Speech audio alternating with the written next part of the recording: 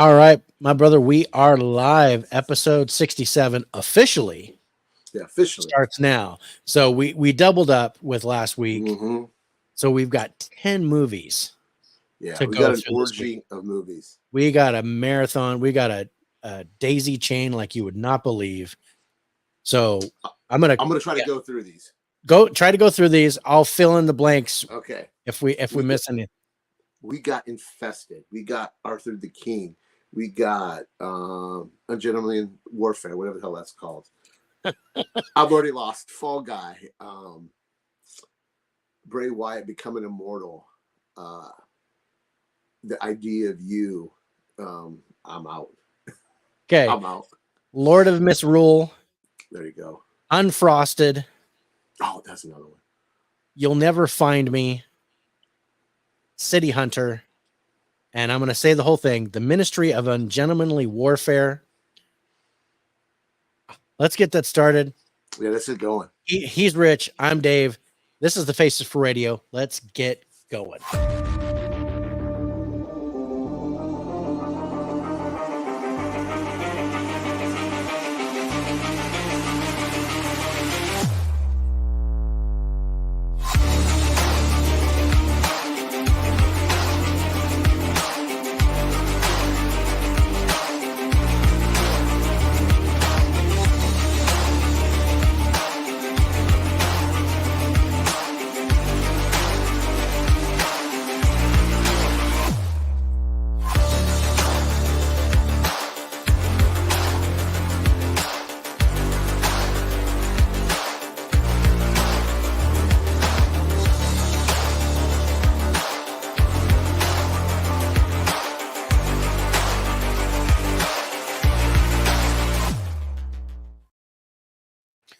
All right, ladies and gentlemen, thank you so much for joining us as the Faces for Radio present By the Numbers, where we take new releases on video, streaming, or theater. We watch them, we review them, we let you know our thoughts. I am your host, Dave. My co-host is Rich. Hey. All right, my brother. Before we get going, I want to tip my cap to you, bro. I love the new intro. I love the new logo. So thank you for doing all that, man. Fucking fantastic.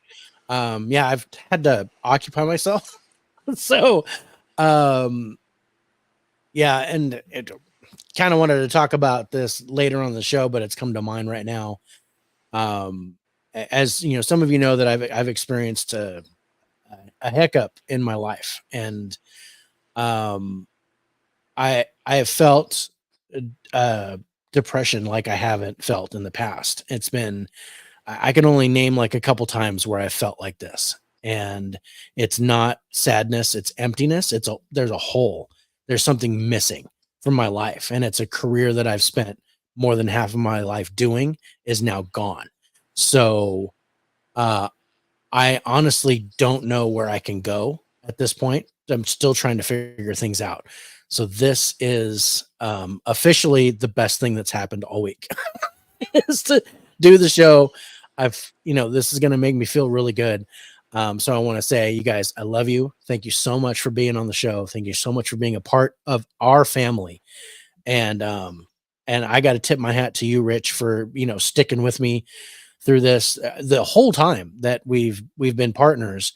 And, that you're like, hey, you're part of my family now. And Dude, I feel the same way about you, even though we've never met face to face. No, we have not. I think of you as family. You're one of my best friends of all time. So, same. Yeah, man. But let's go to the chat. Let's see how everybody's doing. My bro Mike is first. What's up, bro? You are first. Where's my cookie? There it is. Cookie for Mike. There you go. I got to get some different cookies. I was asked about that. So yeah, I'm going to get some. Cookies look good. But the chocolate chip, it's like the best, right? That's gotta be soft. That's exactly chewy and it's gonna be great. What's up, Reed? Holy shit, that's a lot of movies. Yeah, we had to really like scramble last week but that's okay though, man. It's okay. My computer was shut down. I had to go. We had to do it from my phone, so that at least we could get on the live and say, hey guys, something's up. So last week and this week are combined. So we're doing 10 movies tonight. It's going to be awesome. Holland, What's good up, to see you, Holland? brother. He saw one of these movies. 1 out of 10, bro. Come on. Corey's in the house. What's up, Corey? Good to see you. What's up, Corey? Yes, we have a long list tonight. That is true. Ready to see it, a few of them. Thanks, Corey. Appreciate that. Nice new You did a intro. good job, Logo. Appreciate that. Jerry, what's going on, brother? Good to see you. Yep. And my best friend agrees. Oatmeal raisin. That's I gotta have some. Might have some oatmeal raisin. Might bring in a little snickerdoodle action. We'll see. Just to give it a little variety in the cookie department. But as far as I'm concerned, chocolate chip is the best. Yeah, I agree. All right. So yeah, we've got 10 movies. Let's jump right into it, man. We're going to jump right into it. I've actually only got the cards done for 2 of them. And they're the bottom 2, so we can get rolling. And I'm going to work on the other ones as we go. So if you see me kind of in a lost area, that means I'm working on something. Or if you see the thing kind of jump, I'm rendering the video because I've still got some stuff to do. Steve, what's going on, my friend? Up, Thank you so much. Hope you're doing good.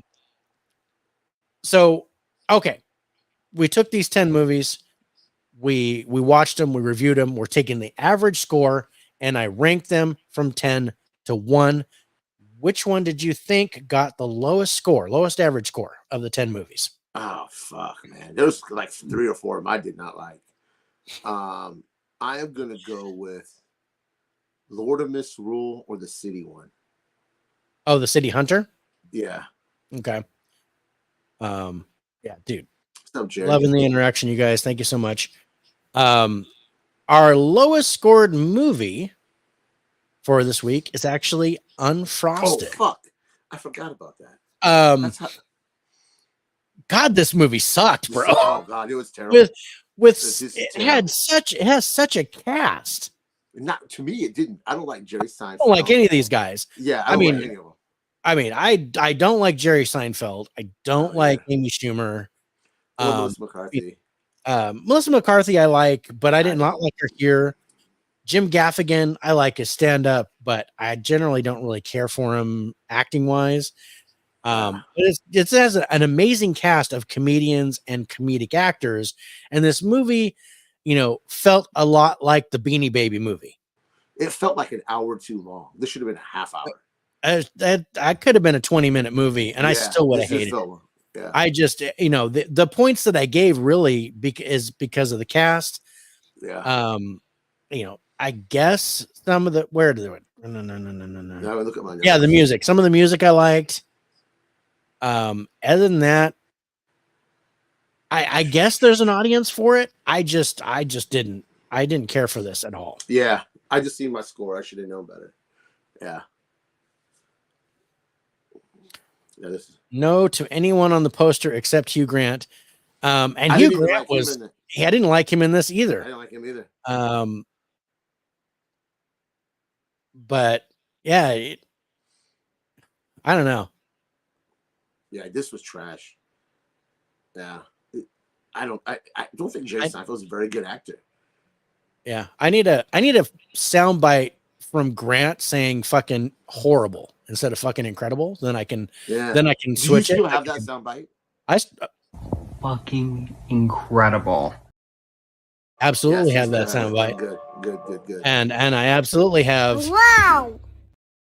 Okay, this is our 2 go-to. Awesome. Okay, I've got all my favorite sound bites besides the train. That's new. I don't have that one. But you guys let me read. I'm gonna read the synopsis on it because I don't want to. Somebody might like this. It says in 1963, Michigan business rivals Kellogg's and Post compete to create a cake that would change breakfast forever. Basically, it's the Pop-Tart story. Mm-hmm. And it was written by, I think it was written by my granddaughter. I think if it would have been better. And I think I would have loved it more if it was written by my granddaughter. Mm-hmm. So it was written in crayon. The acting was horrible. It was trying to be funny, and it was But- not. but none of it was Just- funny. No, It was ridiculous. This movie was just ridiculous. Like I said, my highlights are basically cast and soundtrack. I just don't and get the appeal of Jerry Seinfeld. Now Jerry Seinfeld is not a favorite. of mine. I don't get it. I don't know. If I had a penny for his thoughts, I'd get change back. But Yeah, it just, I don't know. It didn't work for me. This was a letdown. But I didn't really. I watched the trailer and I was like, no, this is not gonna be good. Yeah. This is gonna suck. I think the best actors were the kids in the dumpster. That was the Yeah, best acting of the movie. Were the two kids in the dumpster. yeah. Looking for the goo, right? Looking for the goo. Yeah, going through the garbage truck. Whatever. This is Okay. stupid. You This is know- probably one of the worst movies we watched this year. This is up there for bad Yeah. movies for me. Like I said, the score doesn't quite as reflected as much for me, but this is one of the worst movies I've seen. This is one of my Yeah. least favorite movies of the year. But because the cast is automatically a 10 with Yeah. all these people in it, it does the Yeah. score injustice because there We are both gave it movies that I would rather watch. Yeah. I'd rather rub my testicles with sandpaper than watch this again. That's how much I feel. That's how bad I feel Yeah. about this movie. I almost agree with that. Yeah, almost. Maybe Almost. Poison Oak, just with the So yeah, let's go to our highlights. And again, biggest highlight we have, and both of us have it, Cast. is cast. Cast is a 10 because Yeah. everybody and their dog who's in comedy right now Yeah. is in this movie. Bill Burr playing JFK. Bill Burr is the president, is JFK. I mean, come on, that was kind of funny. but- I will give him that. Yeah. That was kind of funny because he was Yeah. talking about his son being special needs. Yeah. And other than that, you're like 4s and 5s across the board. Yeah. You gave a 1 to the trailer. I at least gave a 3 to the trailer because Nope. I'm like, there's got to be Nope. some people I liked in the movie, but I don't like them anymore. So I've fallen out of love. I did give the ending a 6 because I'm glad it was over. And I gave the genre a 6 because it's a stupid comedy. It's basically a parody. It's a spoof Yeah, movie. it is. What it is. It's So like if Funny or you- Die or If you something. like that type of comedy, then you might like this. But I do not like this type of comedy. I don't. so- Yeah, and I don't like comedy to begin with. No. So this. If no. Jason Bateman was in it, you'd probably start crying. Yeah. I can't believe Jason Bateman I did this know. movie. Jason Bateman's like, no, Rich won't like this movie, so I'm not gonna. Yeah. He took it into my consideration. He took a knee on this. But let's go to our final scores on Unfrosted. You guys coming in last place, and with good reason. IMDb is giving this a 5.6. Rotten Tomatoes critics score 39%. Audience score 57%. Rich, you gave it a 45. I gave it a 53 for a total average score of 49. Damn. That's low. That's low. That's not That's Alex low. low or Corey when he's pissed off. I don't know. He'd stapled his nuts together. That's what I heard. Corey stapled his nuts together before the show when he joined Rob and Mega Mike. Because I was like, Corey, why did you staple your nuts together? And he goes, well, I couldn't lick them, so I joined him.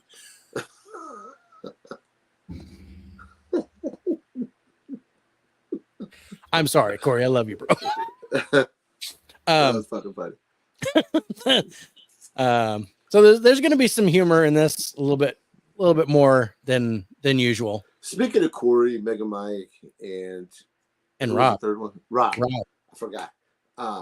Guys, remember, go to our Facebook or our Instagram page and pick a date where you guys want to come on and join Yeah, us. we'd love to have you guys back. Yeah, we love it. We love it. And you guys, any of you that are on here, we would love to have you on Yeah, because it works. It's so much more fun with guests on the show. yeah. So, but the only rule is you have to watch all the movies that we're doing. So, Yeah. hey, now I thought we weren't going to talk. Yeah, I know. That's okay, bro. I love you. um, yeah, you guys, this is gonna be a long show. All right, so second lowest score. What do you think it's gonna be? So number 9. My original pick, Lord of Misrule. Yeah, I hated that fucking movie. totally. Lord of Misrule God, comes it in was number 9. terrible. You guys, I will do it again just on a week that has less than 10 movies. Oh, come on. Jay did it. Jay came in like Jay a did. champ and did He 10 did. movies. Mhm. I was like, dude, we're going to have to move the show. You'd only have to do the first 5. He goes, no, I'll do all 10. I'm like, dude, Yeah. trooper. Uh-huh. Jay's the king of guests so far but He did the 10. Sonny is the best guest of all time. Yeah, Sonny. No offense to any other guests. No offense to anybody else, but Sonny wins Sonny. for best Sonny guest wins. of all time. She took my heart, man. Yeah. She was adorable. Yeah, she was amazing. I can't wait to do a high five with her. Jay is a stronger man than me. Yep. Another one I don't need to see. Glad everything I've seen on this list has yet to be named. Yeah, no, this had potential for me. Like in the first maybe 10, 15 minutes, I was like, when I first started watching, I was like, okay, it's like a Midsommar or it was giving me witch vibes, or The Village, the M. Night Shyamalan one that I really hated, but it was giving me those vibes at first. And I'm like, okay. And then I'm like, oh, these sets really suck. There's like low budget. The visuals weren't very good. And then wasn't very good. The acting wasn't very good. And then it gets to a point where I just didn't care about this movie anymore. Did you fall asleep watching this?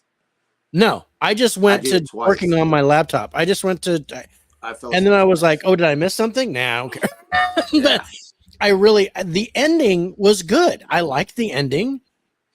There was I'm just going to say the flaming head trick was pretty cool. I enjoyed that.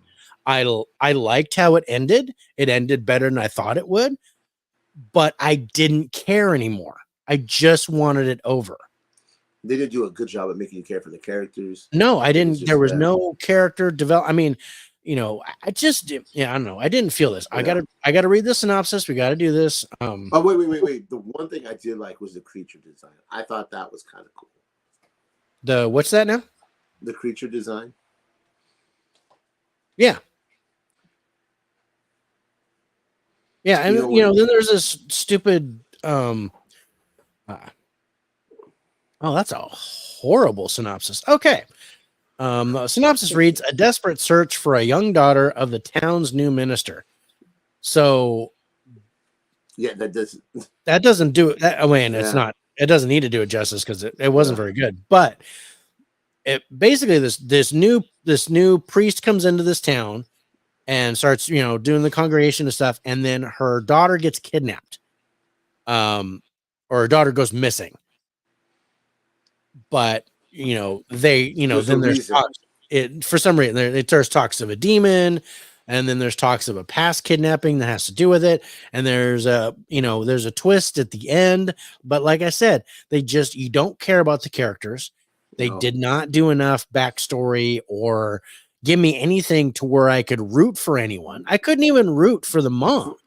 Or the little girl. She was annoying.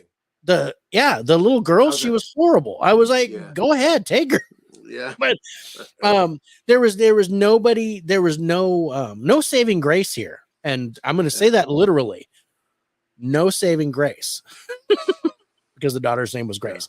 But like I said, when the movie actually started to get good, I stopped caring.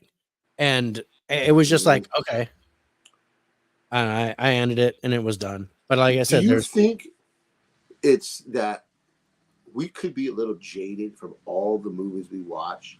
Like we want something, Could somebody that doesn't watch as many movies as us, do you think they could enjoy this movie? Do you think they could? I think so. I think there's an audience for this. I think, but are we jaded as movie watchers? Because we see such good films, and we see a lot of crap ones too. I mean, I don't know if that plays a, like my patience for a movie, instead of giving it a chance. Do I score it low?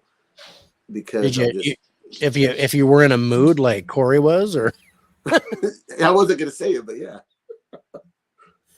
I mean, there is a thing to where where we're just not in the mood to watch it. And I mean, I don't think I was there because I love horror movies. You do. And I genuinely, I genuinely Like shit. enjoy the horror genre. And as far as I'm concerned, the cheaper the better. I mean, I will take a found footage, cheap ass budget horror movie, over like something that's like epically produced because it feels more real. Yeah. But this, I don't know what it was trying to do. It was trying to slow me down and put me to sleep, I think. I fell asleep twice, so I didn't fall asleep on this one. There is one I fell asleep on. And then but Unfrosted, there's one I ugh. want to kick you in the dick for making me watch. So we'll Yes. get to that one. But that was good. Yeah. Man, I like that. We'll get to that in a little bit. Mm-hmm. But this one, guys, don't see it. Don't waste your time. This is not Faces for Radio approved. No. But like I said, I think there's an audience for it. It's just really, I couldn't tell you what audience. Wow, Yeah. This Corey guy sounds like a moody SOB. I don't know what's going on. I think he needs a new shirt. I think I think that's the thing. But no, yeah, I just love the fact that Corey's like, wait, I was in a bad mood. Let me take a little bit and I'll rescore these. And I was like, oh shit, okay. And then when I saw a score for Rebel Moon, I'm like, I think you're still in a bad mood, bro. But yeah, let's go to our highlights on Lord of Misrule. There's not much. There's not much. I mean, there isn't even a cast thing. My highest, I gave a 7 to the ending, and a 7 to the sound, because they used sound where they didn't have a budget to try to scare you. That's true. And made it really loud and stuff. So I did give points to that. But like I said, it really got to the point where I just didn't care about it. So I gave 7s to those. Your highest were, basically 5s. You had 5s across the board and a few 4s. I was actually intrigued by the trailer on this. It looked interesting. And this is one that my daughter recommended to me. It's on Hulu right now if you guys are interested. But yeah, Don't watch it. I don't recommend it unless go watch midget porn. It's a little bit more entertaining. Wow. And it's a little scarier. But yeah, let's go to our final scores on Lord of Misrule, coming in 9th place, you guys. IMDb is giving this a 5.1. Rotten Tomatoes critic score 63%. Audience score 79%, but not a whole lot of reviews on those. Yeah. Like 100 on the 79, and like 8 reviews on critics. But Rich, you gave it a 47. I gave it a 53 for an average score of 50. Oh, hey. Selling me pretty hard on this one. Let's put a pin in before we do our next movie. Did you do the poll? You remember the poll? I did not do the poll. Thank you so much for reminding me that I have more work to do. Well, are you gonna do the poll right now? I'll talk. Okay. So I don't know what to talk about. Are you guys gonna go see the new Apes movie this week? I hope you guys do. Early reaction is pretty good. I think I'm gonna see it Saturday. What do you guys see? Did you guys see Tarot yet? I saw that this week. I saw Tarot. That shit sucked. I kind of liked it. I didn't love it, but I kind of liked it. I hated every character in that movie. I wanted them all to die within the 10 minutes of the movie. I was like, no. Kill them all. I was like a Metallica song. Kill them all.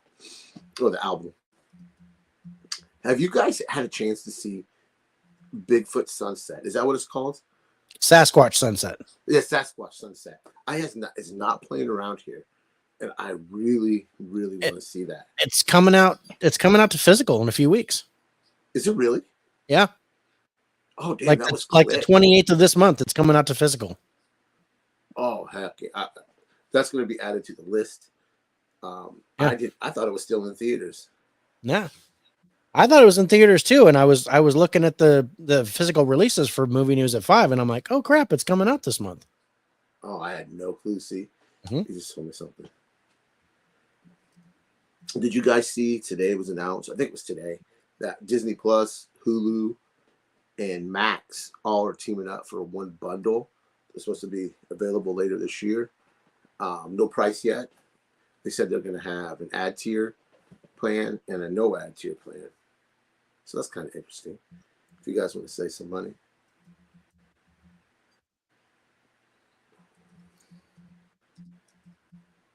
I think I can hear you typing. I'm typing I can hear it. It sounds weird in my AirPods. because it's in the microphone's right above it. So I saw a movie this week. It was recommended to me by somebody, and I gotta look it up. And I'd never heard of this movie. Had a really good cast.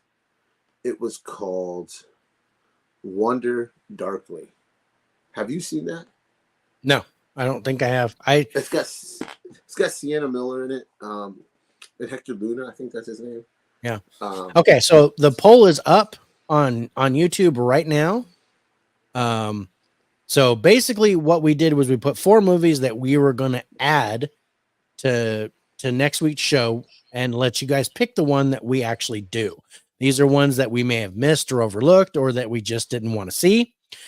And those movies are Drive-Away Dolls, Mean Girls, Lights Out, and On Fire. And right now, I did it in the community. I did a community poll, and right now, Drive-Away Dolls is in the lead by 1 vote. Okay. So you guys, those tallies will join the poll that we have on right now Yeah. to choose our next, what we add to next week's show. Yeah. Right now, basically, it's between Mean Girls and Drive-Away Dolls. Our audience do not like us. Our audience is picking on us. But I think it's because they like us. They like us, Yeah. so they're want us to punishing us. suffer. They're making us do this. They're making us suffer. So yeah, you guys get your votes in now. It's on YouTube channel. If you guys, and yeah, because we have 1 person on Turner Fans channel. We have 5 people on X right now, or what used to be Twitter. So thanks you guys so much for watching. If you do want to take part in the poll, it is on the YouTube channel. So go to the Faces for Radio YouTube channel, enter your vote for what we add to next week's lineup. Yeah. We're going to do this once a month. It's not going to be every week. It's just once a month. This stuff we missed. And you guys are always recommending movies to us. So this is the way to get those movies in there. Yeah. All right. Let's get to our number 8 movie. What do you think? What do you think our number 8 movie is this week? They will never find us. Or You'll Never Find Me. That's what it's called. You'll Never Find Me. You Will Never Find Me. Yeah, but that is not it. It is actually City I forgot Hunter about this piece that of comes shit. in 8th place, you guys. And you guys, this is on Netflix right now. The synopsis is: an exceptional marksman and hopeless playboy, Private Eye Rio Seba, reluctantly forms an alliance with his late partner's sister to investigate his death. This was terrible. I enjoyed it. I did not like it. I was cracking up. I thought this was funny. This cracked me up. It was silly. And I needed it. Well, see, I got to tell you, I needed this, bro. This was something I absolutely needed, and I got it. So this is a perfect example of right place, right time. and the power of a film. no matter Yeah. good or bad. Yeah. Just the power of a movie. This Yeah. movie for me started off pretty good. I love. Well, it did this weird thing. You have the guy in the jacket. He's looking at these chicks and is not making really stupid noises that ooh ah like he's 10. Well, You know, he's a seeing- playboy, so he Yeah. acts like a horn dog, and yeah, I'm And then still he trying goes to into figure the that room. one out. But Yeah, that didn't make no sense to me. No. And then he goes into the room and just beats everybody's ass. Like, oh, okay, this is the guy he is. And then it lost me after that. I did not like this movie. His sister was annoying. Yeah, I didn't like the characters. I just could connect. Mm. The action in it was great. yeah, the action in it is amazing, Mm. and I don't know for sure, but this seems like it's based on a anime or anime, yeah. manga or something Or like that. manga I or don't something, yeah. I don't know for sure, but this played like a cartoon, Mhm. like a comic book movie, Yeah, it really did. like a live action anime is what it plays like. It kind of had that feel. What was that movie we watched where the shark grew legs? What was that? Oh, that remember was that? that was that 100 zombie thing. Yes, this had the Yeah. same feel. Zom 100 or whatever that was. Yeah. That was a graphic novel. That was an anime Yeah. or a comic book or something. Mhm. And even they had like an anime series that went along with it on Netflix. But you Yeah. know, that one you enjoyed. You liked that. Yeah, Yeah, I like that one way better than But- this. I had fun with this. I liked it. It like a crazy over the top action. Yeah, that was pretty cool. Which I really enjoyed. I didn't care about the storyline. I was like, whatever. I'm just enjoying the eye candy of the whole thing. Because there was some crazy stuff in it. So I thought that was pretty cool. I enjoyed it. Yeah. It's not a great movie by any means, but it gave me what I needed, check the boxes for what I needed at the time. And I'm glad. So And this was your pick. No, wait, wasn't my Yeah. pick? I think it was your Was it pick. your pick? Okay, maybe. I think I think this was just like okay, it's coming out. Yeah. Let's add it. I don't know if we were like, oh, add this one, like the ones that I told you earlier today. Yeah. I still was gotta like, put those in there. yeah, we gotta add a couple more things coming up. But yeah, I liked it. I understand why you didn't. Yeah. But yeah, I enjoyed it a lot. So you guys, if any of you have seen City Hunter, it's on Netflix right now. If you haven't seen it, I actually think it's fairly worth a new. watch. It came out April 25th, so yeah, it's less than it's like what 2 weeks 3 out. weeks. Yeah. Yeah, 2 weeks or 3 weeks out. But if you guys have seen it, let us know your thoughts on that. What you guys think of City Hunter? Personally, I think it's worth a look. I think it's funny. It's got great over the top action. Not the storyline is uncomplicated, but not something that really I really didn't care about it. But yeah, it did what I wanted. I don't think it's great. I didn't give it a great score, but I enjoyed it. I had fun. Nah. Nah. Yeah. It's not for me. Yeah. But I mean, our highlights are pretty much the same. Oh, really? We both have Let me 8s. pull mine up. We both have 8s on visuals. We both have 8s on genre. Those are our highest scores. And then I have 7s for sound and subgenre. And then I mean pretty much everything else I'm like 1 point higher than you. But except for cast, acting, we were both like 5s. Yeah. Cast, acting, ending, we were both kind of the same all around the corner. But for like direction and that kind of stuff, I'm like 1 point higher than you. So yeah, like I said, it's not great. I enjoyed it. I think it's worth a look. It's not going to take much out of your day. To me, this movie, it didn't keep me focused enough because I got distracted with my phone. My son, he wasn't having it. Yeah. See, if Miles wasn't having it, I get it. Yeah. It just, To me, a movie is a really good movie if it can keep me off my phone as I'm watching. I put my phone down. I'm not disturbed. The characters suck me in. I like to try to find one character I can identify with just a little bit. I didn't have it here. Okay, I get it. All right, let's go to our final scores on City Hunter. You guys coming in 8th place. IMDb is giving this a 6.4. Rotten Tomatoes critics score 64%. Audience score 86%. Again, I think low numbers here. Rich, you gave it a 58. I gave it a 62 for an average score of 60. So we jumped 10 points between 9 and 8.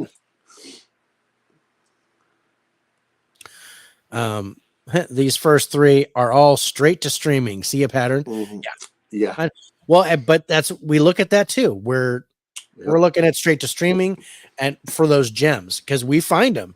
Yeah, we do. There are these gems that we just run into and go, holy crap, that was so good. But unfortunately, there's like 90% of them are like, yeah, I get it. I understand why it was straight to streaming. All right. We are at number 7. Which one do you think got You'll Never, what's it called? That You'll Never Find Me? You'll Never Find Me. Yeah. This started, is that the one? Yeah, that's the one. Okay. Well, let me this movie. Okay. I'll wait till you put I that can up. find the damn. Where is the picture? There it is. That one.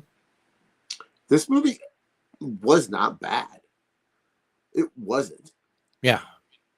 But there was just something about it that kind of bugged me. I don't know if it was him or if it was the girl. I don't know. There was just something that just bugged me a little bit about it.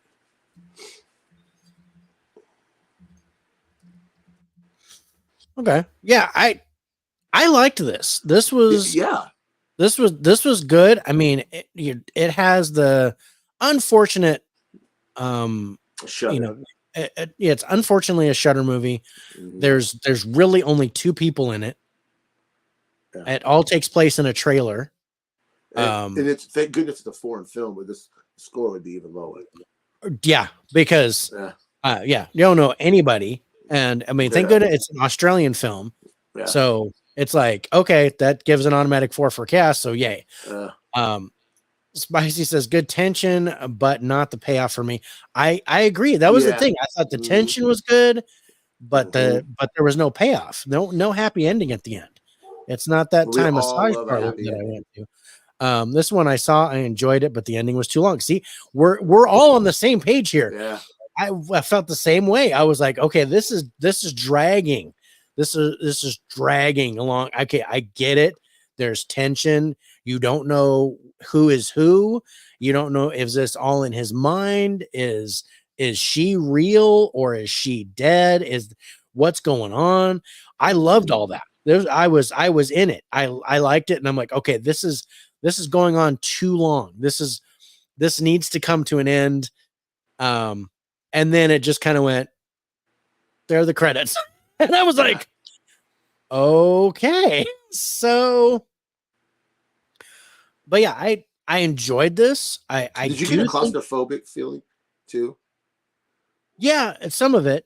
There was like especially because it was so dark. Mm-hmm. Especially after the power hit. And then the whole things with the kids playing Ding Dong Ditch or whatever, that doesn't make any sense. Yeah. But yeah, I'm gonna read the synopsis on this. It says Patrick, a strange and lonely resident, lives in a mobile home park at the back of an isolated trailer park. After a violent storm, a mysterious young woman appears at his door seeking shelter from the elements. Now, there was some good symbolism in here with the earring and some other stuff. I was like, okay, like I said, I was getting behind this. I was like, okay, I'm interested. I was liking it. But yeah, I was like, okay, you're taking a really long time to make a point. And I really don't know if that point was made. I don't think it was. Did it ever fully answer the question? I mean, I gave a decent score to the ending because it was tense all the way through, but I don't know if it ever really answered the question for me. Like It did for me. like what the deal was. Was he just crazy? Just Yeah, was it? Oh, that's what it was. You know what this reminded me of? This reminded me of Telltale Heart. I've never seen that. Okay, it's a book. It's Oh, Edgar Allan see, I never Poe. read it. Okay, I understand. You don't read. I that's been a long time since I've read. The way you Can't said it, you read. don't read Not it. enough time. But no, the Telltale Heart is basically, it's a story about a guy who murdered his friend or his brother or something like that, and he buried him underneath the house. Well, he's in the house and everything's fine, but he hears the heartbeat of his brother, and it's driving him crazy. Okay. But is it all in his head? Is the brother still alive? You don't know what's going on. That's what this reminded me of. That's where I went with this, was like, is this all in his head? Are the his victims coming back to haunt him? Because, there's one particular scene where there's more than just one girl going on. So, so that's where I got from it. I thought this was like a Telltale Heart type of thing, where this was all in his mind, where he was psychologically, like, all of a sudden his conscience has caught up with him and he's feeling remorse for what happened. But then, every fiber in my being was like, I think this girl is real, and maybe the train is real. Then all these people are going around. So yeah, I don't know what to make of it. Hey, did not see the calendar very recently on the YouTube page. The calendar's there on the YouTube page. Yeah.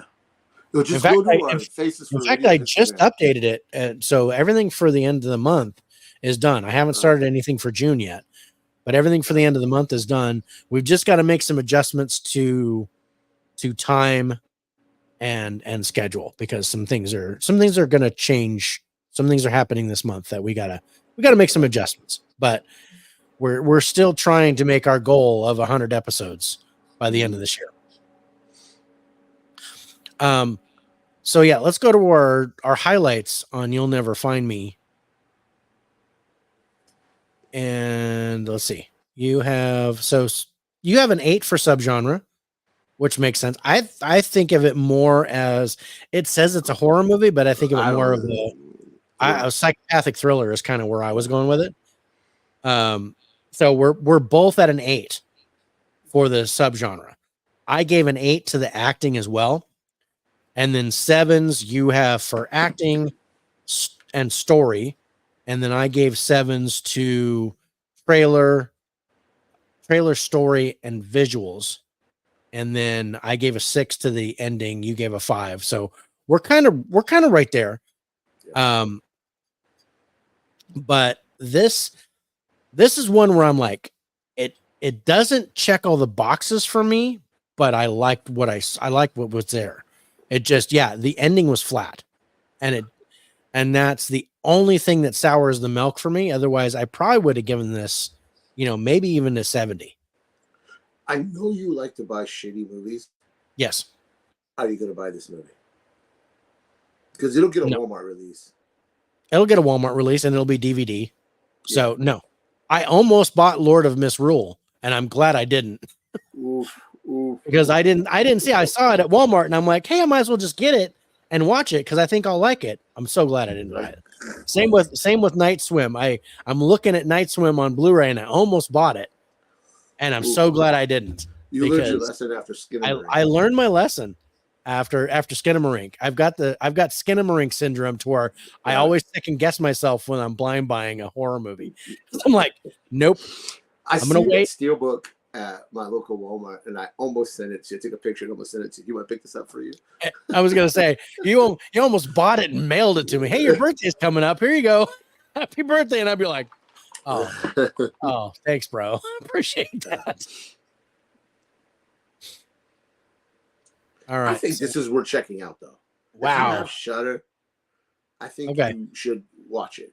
Yeah. You guys, the poll is dead even with all 4 movies. I need a clear winner on the poll. So you guys, if you have not voted on the poll, please do so now. Let's get some more votes in. I need a clear winner. We'll shut that off here after the next movie or so once I see if anybody else has voted. But right now it's even. It's 25% across the board for all 4 movies. So if I do stop it right now, then Drive Away Dolls wins. We'll give them another 2 movies.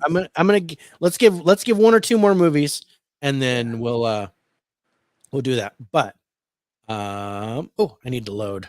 Hold on, I need to load the You'll Never Find Me card. There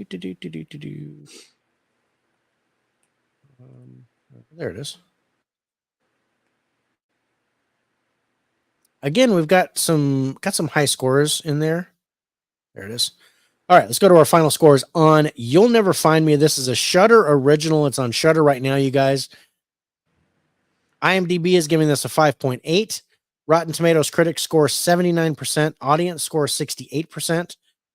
Rich, you gave it a 56. I gave it a 65 for a total average score of 60.5. I have been the lowest score in the last 4 movies. Yeah, and that trend is going to continue for a little while. We got a little while longer where that trend, because I like shitty movies better than you do. Speaking of shitty movies, And we're shitty going to be at this coming Sunday. We're going to be on Geeks and Flicks. We're going to be on Geeks and Flicks. Alex's and Nate, our brothers, Alex and Nate. The show was titled, was it Crap? It's like watchable crap, right? Watchable Crap. And they Speaking of shitty movies, great segue, bro. Yeah, all right. We're going to be on It's almost like we planned it. I think we're going to be on is it 8 Central my time or something like that? I think so. It's 8 I think it's 8 Central because it's 6 my time. So Yeah. So it'll be 9 Eastern time, you guys, at Sunday night. Yeah. We're joining with our brothers in crime, the Geeks and Flicks We love duo. those guys, man. We love those guys. So we're gonna come up with our top 5 watchable crap movies. Yeah. And, I've only got yeah, one pick so far. I don't have any picks so far. I have like a pile of watchable crap that I'm like, I don't know what to pick. I've got to narrow this down because I'm Remember, grabbing. it's movies that people hate, but you like to watch. Yeah, Or something I like know. that. There's a lot of it because Yeah. I like to watch a lot of crap, Yeah. as evidenced by the fact that my scores are higher than yours for these first 4 movies. I'm looking forward to that. We always have a good time when all 4 of us are together. Love those guys. It's I love doing the Geeks with Faces for Radio Awards with them Mhm. every year. We're coming in on our 3rd year of that. I mean, Yeah. just in a few months, we're gonna start talking about it. So it's crazy that we're already on our 3rd annual award show for that. Yeah, I'm looking forward to it. I'm looking forward to it. Yeah. So don't forget, Sunday. Don't remember. or- Don't remember. Yeah, but don't remember. Don't tell them I said that. So Don't tell them I said that. Don't remember. remember, Geeks and Flicks Sunday night. Faces Geeks for and Flicks Radio. Sunday night. Yep. We're gonna. Hopefully, I'll get a thumbnail from We're gonna Alex. ruin their show. We're gonna ruin their show. We're gonna come in and we're gonna shit We're all gonna- over everything. Yeah. Watchable crap. I got some watchable crap for you. I'm interested to see what Nate does because he always busts my balls. I'm interested to see what 5 and 8 picks. I guarantee you, there's at least going to be 3 Cardinals jokes, Yeah, at least because they At are least. fucking shit in the bed. and that just by they're Nate. so ter- Alex is Mhm. probably You going know, to give you 2 more. So I guarantee at least Yeah. 3 Cardinals jokes. Yeah, it'll be Nate. Nate will lead it off Mhm. with the Cardinal jokes. I think Yeah. I'm gonna wear my Cardinal jersey. I'm gonna wear my Cardinal. You jersey.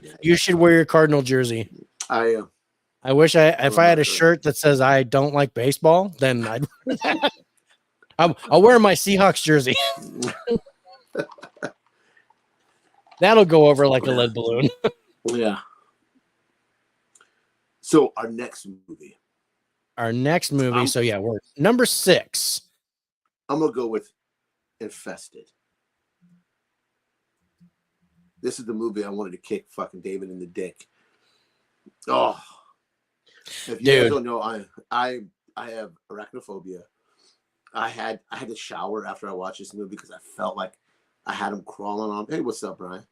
Yeah, watchable crap is a good category. That's all right. That's good. Speaking of watchable crap, yes, our number 6 movie is Infested. But this wasn't a bad movie.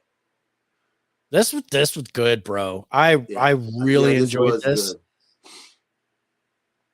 Good. Yeah, if you have arachnophobia, like Rich, this might be one of the scariest movies you've seen. Yeah, this like I felt after, like I felt you were like I still feel stuff like it's crawling on me, like things are. I felt like slapped my body. Yeah, you're like I felt it. I felt like I was in a 4D fucking theater. Oh man, I tell you, and if you do not have arachnophobia like me, you might develop arachnophobia after watching this movie. Dude, this movie is fucking creepy. It is, and it's you watch a movie like Arachnophobia is like my I guess everything I base spider movies on is Arachnophobia. Yeah, because I think that was the best one. And then you got movies like 8-Legged Freaks and things like that, where you're like, okay, those are silly. Yeah. And there's a really, really good one from like the 70s, and it's called Kingdom of the Spiders. It was William Shatner actually starred in it, and it was fantastic. Scared the crap out of me. And that one, it was all tarantulas, and they like cocooned everybody in the town. Like at the end of the movie, it's like an aerial shot, and the whole town is a big covered in spider webs, and you can see it. It's a great movie. You ever get a chance, or you can just come here. I've got plenty of tarantulas. No, and this is David's pick, 100%. This is definitely my pick. I go, dude, we got to see this. And speaking of arachnophobia, Mike and I were roommates in college. He is a definite arachnophobe. Punched a hole in the wall because there was a spider. And I was like, what the hell? He goes, there was a spider. I go, did you get it? And he goes, no. He said, this is great. Decent spider movie. It's been a while. It's been a while since we've got a decent spider movie, a decent scary spider movie. Yeah. This was good. I definitely pick it up. Dude, I would buy this for sure. Tarantulas worse. Need lava moat. Yeah, he's talking about surrounding my house in lava so that I can keep the tarantulas out. Yeah. And I'm like, tarantulas don't bother me, bro. But oh man, with the it was so good. It was so good. But yeah, if you there's a scene where the dude steps on in his shoe, a spider. He steps on the spider and the babies. Oh yeah, and the babies. Whole body tense stuff. I was like, yeah. No. Oh no, it was the shoe when he put his foot in the shoe, and then he grabbed the other shoe, and then all the babies came out on his arm. Yeah. Oh man. And then it actually behaved a lot like the movie Quarantine, where they closed down the building. I thought that was cool. I thought that was really good. I thought that was cool. They wouldn't let anybody out because they didn't know what was going on. How did they find out? Did I miss that? How did they find out?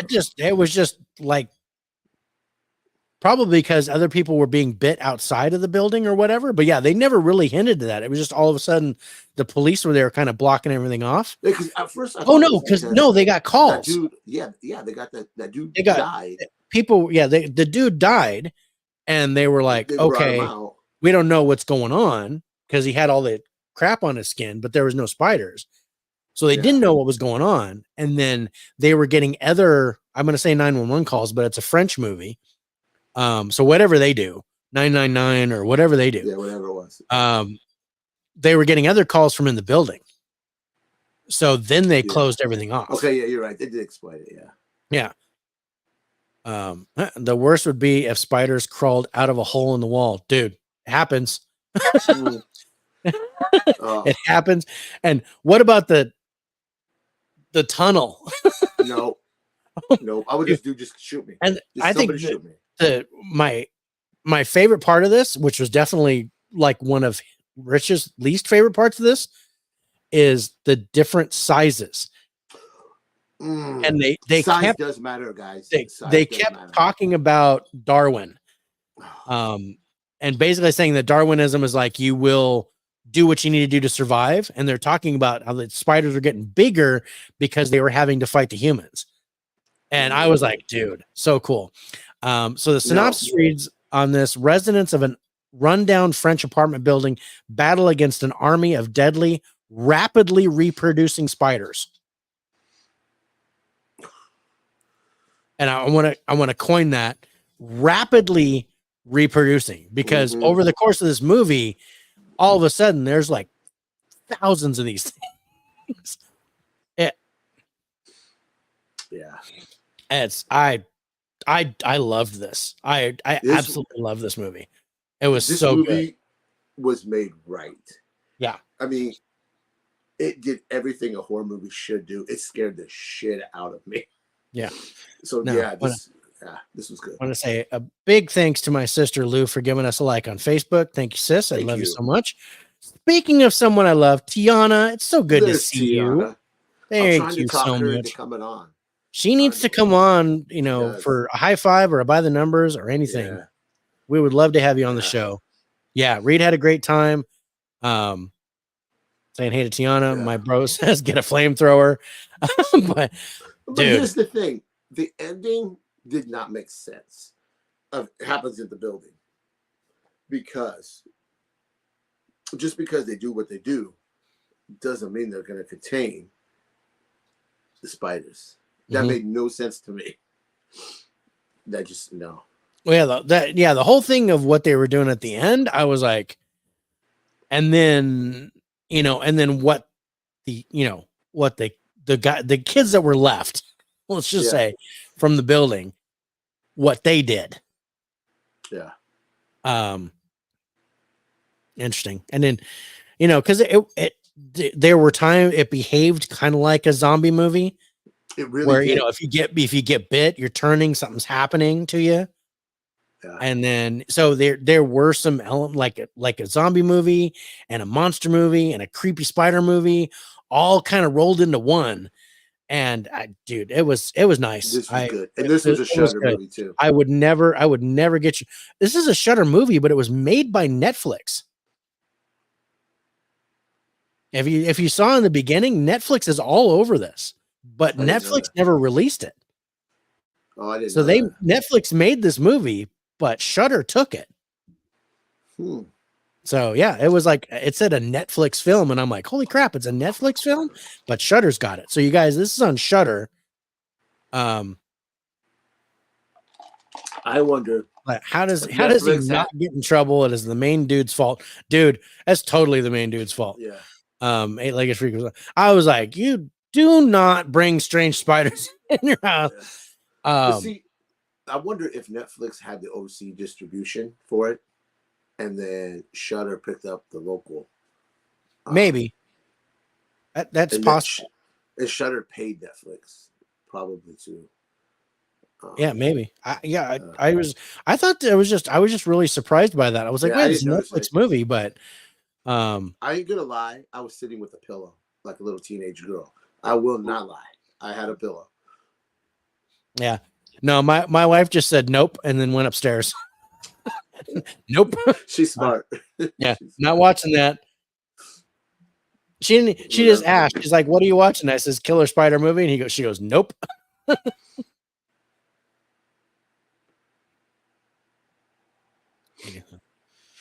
But yeah, this dude, I really like this. And yeah, this one, the only thing that really hurts it is the cast. Even though it's a foreign film, it only gets a 4 for cast. Yeah. But I didn't recognize anybody. But the acting was good. The storyline, the way it played out was good. The ending was I still Yeah. like the ending, but it didn't. You're right, it didn't make sense. Yeah. It is a French movie. You think they'd have a dub or will only be the subtitle version. Because it's on Shudder, I think they only had the subtitle version. If it would have come out on Netflix, they would have dubbed it. Yeah. I don't. To be honest with Spicy, I don't ever preferred watch it. Yeah, I don't. Ever I do it. watch dub. don't. I will watch it both ways because I want to see if goes the both dubbing's ways. okay, because there are people that I do go both ways. I want to see if people because there are people, you know, like our buddy Evan and things Yeah. like that, where they don't want to read the subtitles. They rather just do the dubbing. I want to make sure the dubbing is at least tolerable. But this one, you don't have the chance. It's just in French. I go. guess I didn't even look. Yeah. So yeah, no, if this comes out to physical, I'd buy this. I'd have this in my collection. I would like to say I want it in my collection, but You wouldn't watch it again. I don't think I'd watch it again. No. You wouldn't watch it again. But it's a good movie. I mean, it was a great horror movie for what it made me physically and mentally feel. Yeah. So it did a job. And I hope this director, whoever directed this, gets more work.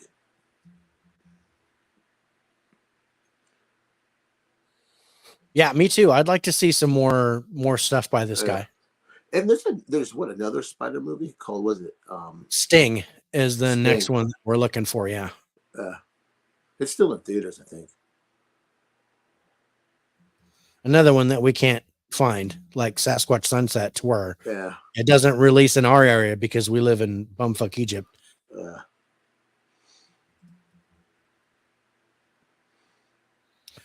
All right, let's go to our highlights on Infested.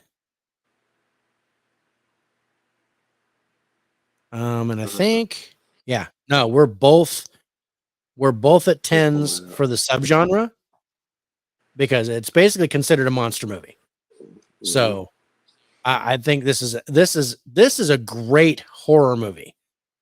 That's If you're a horror movie fan, horror genre, yeah, you gave 10s across the board for genre and subgenre. I went 9 for genre and 10 for subgenre. So on that note, this is top notch. I gave a 9 to the trailer because, dude, the trailer had me. I knew you'd give it a 1 because you were like, no. No, I did. I was like, I ain't fucking watching this. Yeah, I don't want to watch this movie, Dave. You wanted to punch me in the dick before you watched it. Acting, we both gave it an 8 because I said the acting was solid here. Really visuals, was. You gave it an 8. I went 7, and then we both went 7. The spiders look great. The spiders look great. I saw there was a couple little hokey parts, but I still think they did a really good job for the budget of this movie. Yeah. Arachnophobia is a great movie. This movie just scares the hell out of you, dude. I won't watch Arachnophobia again. Yeah, this movie is, I mean, I think this movie is scarier than Arachnophobia. Yeah, it plays better as a horror movie than Arachnophobia does. This is definitely a horror. Has comedy in it. Yeah, Arachnophobia has comedy in it. There's really not much comedy going on here. Oh no. I like the little dynamic between the brother and the sister, but that's as far as the funny goes. Really, it's just, and that's within the first half hour. Yeah, and then they think he's a drug dealer, but really all he's doing is selling shoes to people. Yeah. And as I recommend this if you were any type of horror movie fan. If you're an arachnophobe, I will advise caution, but I do think this is absolutely worth a watch. But let's go to our final scores on Infested. That's the French title, Vermines or whatever that says. But Infested is the name of the movie. It's on Shudder right now, you guys. Our final scores are IMDb is giving this a 6.5. Rotten Tomatoes critics scored 96%. Audience score 72%. Rich, you gave it a 66. I gave it a 73. for a total average score of 69.5. And I think this is one of the last movies where my score is higher than yours. Yeah, dude. But I still like this movie. I really did. I think this is worth checking out. It really is. But let's talk about Shudder. Yeah, I think if you guys can afford it, it's like $5-6 a month, and you get Shudder. You get Shudder, you get Sundance, it's AMC, IFC. Yeah, it's got some good stuff. Mm-hmm. Even if you're not a horror movie fan, it's still got some. It's got some good movies. Mm-hmm. I think it's worth having. I mean, I pay $5 or not, but yeah, Shudder has some great flicks. You gotta really be careful because there are some that we've watched that have been complete turds. Yeah. Oh God. And then we go, oh no, this one was really good. Like this one. This one was really good. We liked the angry black girl and her monster. That was really good. What was the other one? There was a Influencer. Influencer was good. Oh, that was good. Yeah. Wasn't there a seance one that took place back in the war? That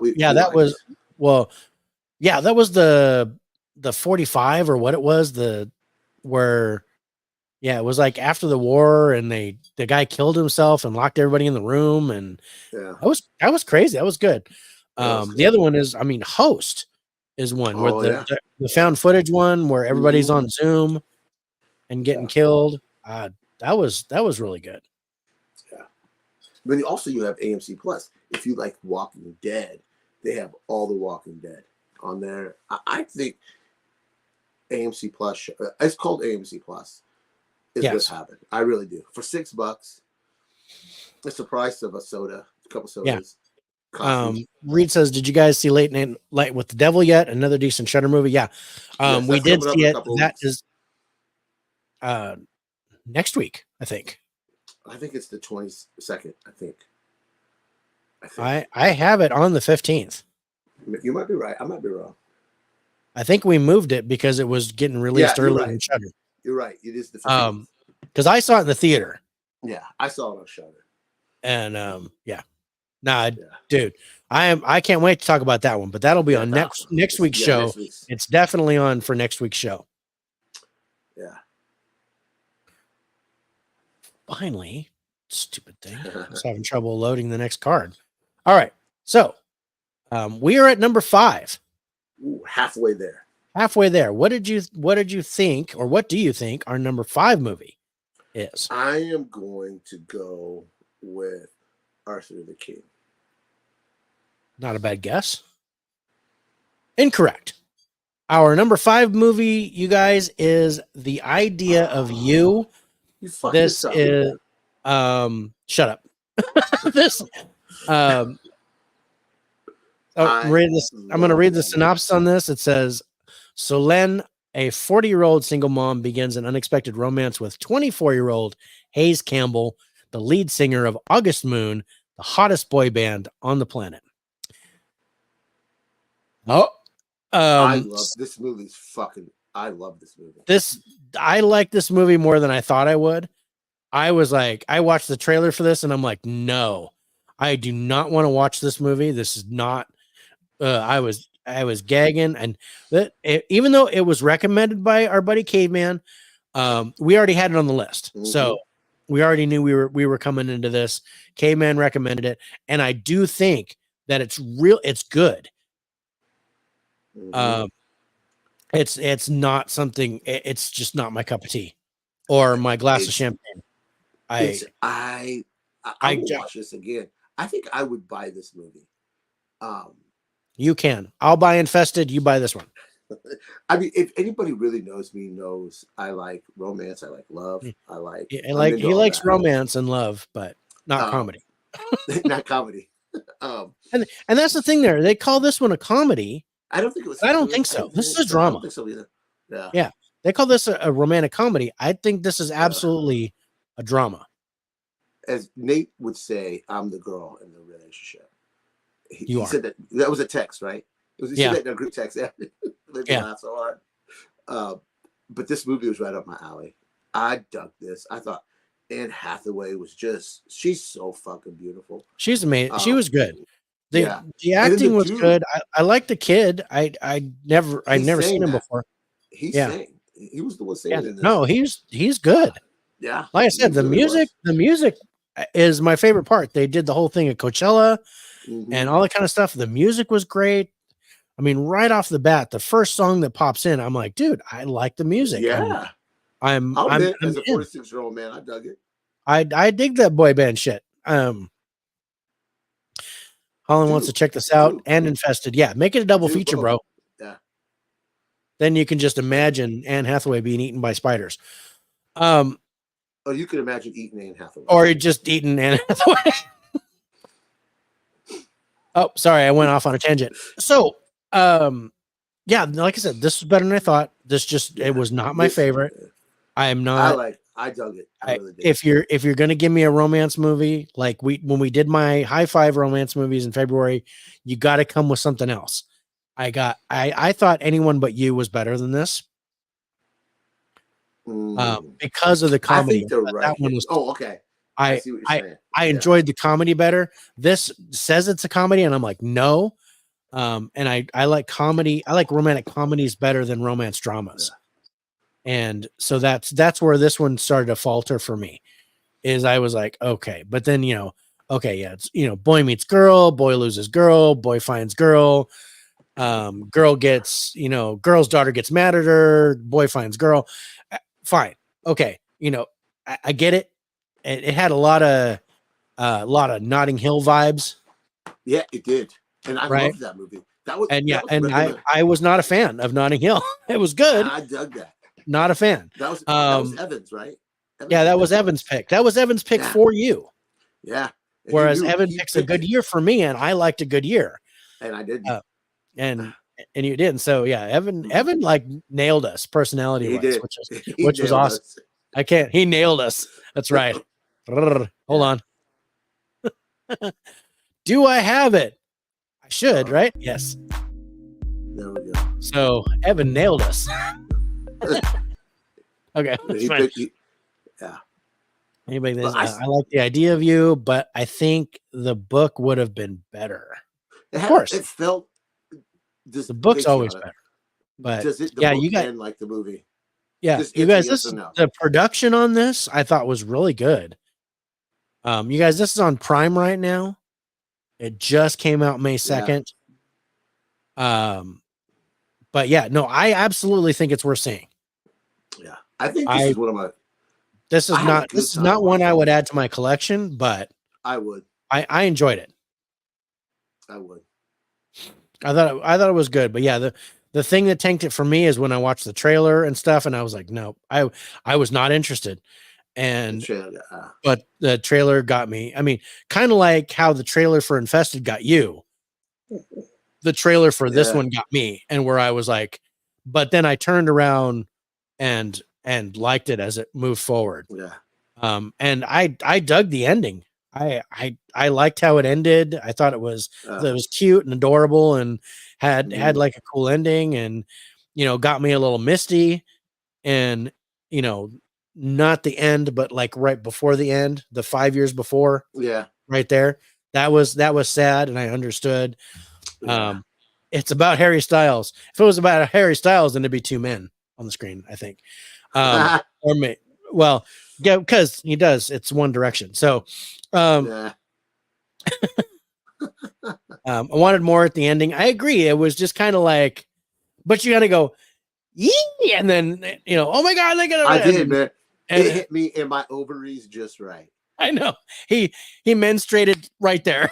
Yeah, it was just. I dug this. I was like, as soon as I saw the ending, I said, Rich is gonna love this. I did. Rich is gonna love this. I scored this movie really high. I did. You did. You scored it pretty high.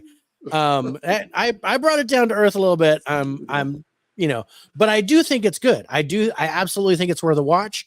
It's one of the better movies I've seen on Prime recently. Yeah. aside from Roadhouse, which of course everybody hated except for us. But I love Roadhouse. I'd I watch might put that Roadhouse. on my- I'd watch Roadhouse before this. I don't know, man. I think I'd watch this, then Roadhouse.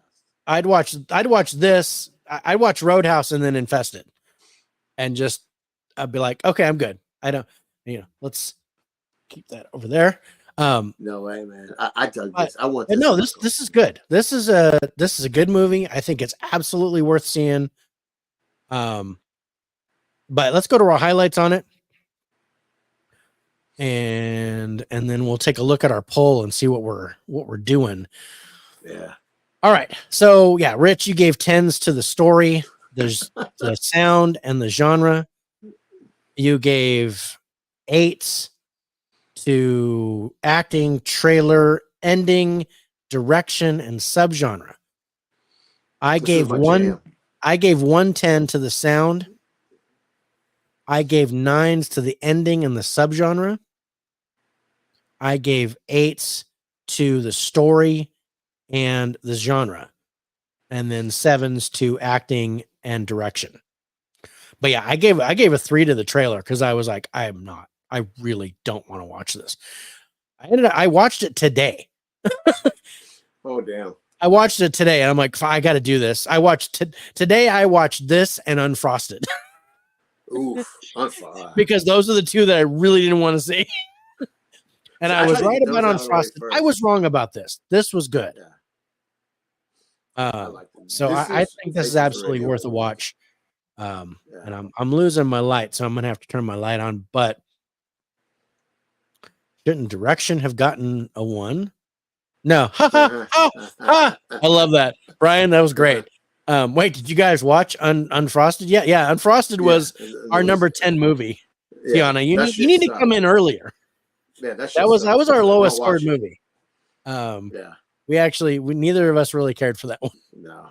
And I was disappointed because of the cast would lead me to believe that at least something would be funny, but yeah, it just wasn't funny for me. Mm-hmm. So yeah, we'll recap all the movies as we go. Yeah. So yeah, let's go to our final scores on The Idea of You. You guys coming in 5th place though. It's still pretty good. There you are. IMDb is giving this a 6.5. Rotten Tomatoes critics score 83%, audience score 68%. Rich, you gave it an 80. I gave it a 72 for an average score of 76. And there you go. Your score is higher this time. All right. I'm going to be back in a second. I need to turn on my light. All right. Well, he does that. Man, we're gonna remember Fridays. We drop movie news at 5. We're recording that as soon as we're done here. We got two weeks worth of news that we picked that we find interesting. You guys might not find it interesting, the news we pick, but we do. It's usually the big headlines and stuff. Banshee's back. Don't tell them what I said. Don't guys want to tell them. Saying all that. Yeah. Saying all that bad stuff. Mm-hmm.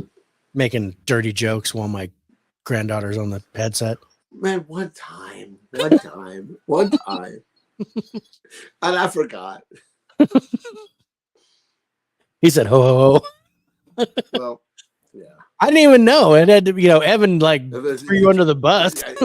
Of course it's Evan. Evan always throws me under the bus. Okay. We're ending the poll.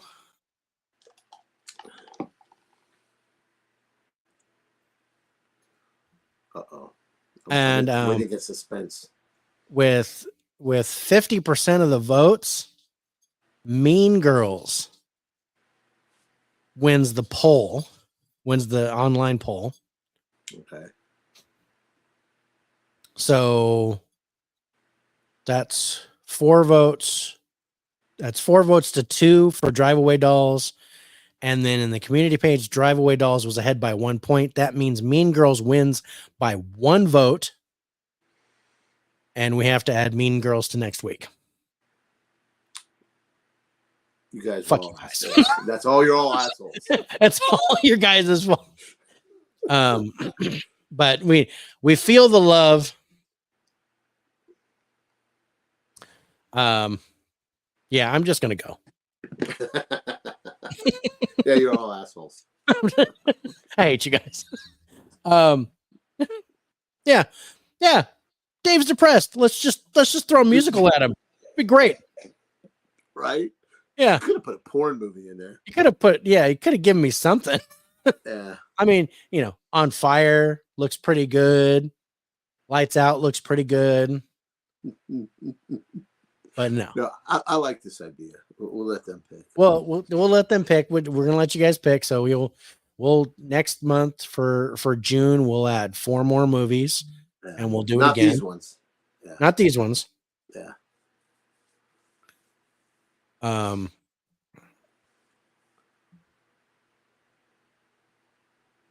Yeah, I got to put my review up for next week. Yeah, I think I still have it, Grant. If I don't, I'll have you send it to me again. But like I said, everything just kind of unraveled for me last week, so I don't know what I've got. Sorry, I thought it was the 2004 version. No. Come on.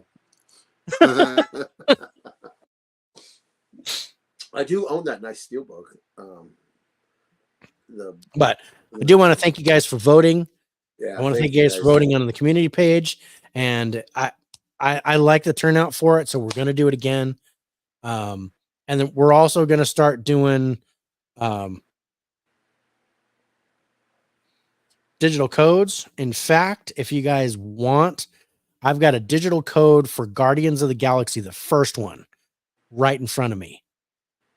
If anybody wants it, I will put it up, or I will privately message you with a screenshot of it. So if anybody wants it, throw your hand up, say it in the chat that you want the digital copy of, or the digital code for the original, the first Guardians of the Galaxy. If you want it, I'll send it to you. I don't know. I missed it. I seen it. I missed it. Yeah, when it comes to streaming, or if it comes to physical first, because I wanted to see it, but I didn't get a chance. Yeah, he goes, "Hey, Rich, go see Boy versus World." Boy, I was like, Boy Kills World looks. I was like, I watched the trailer. I was like, I was in, and then my world went to shit. So I didn't get a chance to see it. It was before that, but I was hoping to see it the following week, and then all this happened. I'm gonna tell you right now, that movie's fucking pretty good. Yeah, I was looking forward to it. I wanted to watch it, so I would have never seen it if there was. Say, hey, Rich, yeah, I didn't get the chance, but yeah, as soon as I get a chance to watch it, I will. We'll definitely put it on. Yeah. Oh yeah. I already got it penciled in on to add to this list. Now, Sisu was fantastic. Yeah. So I could put it. I agree with that statement so far. I really agree with that statement.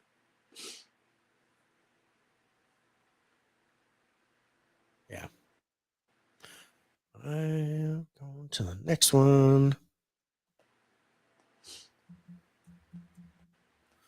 All right. Number 4, I think we're on. Yep. Arthur the King. Yeah, I think that's right. Which was a good movie. Yeah, and I've got it right there behind me. That one. Yeah.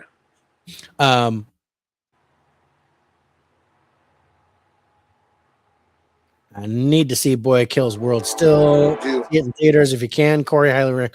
So yeah, that's my thing. But yeah, last I checked, so even last week, the only showing was at 9:45 p.m.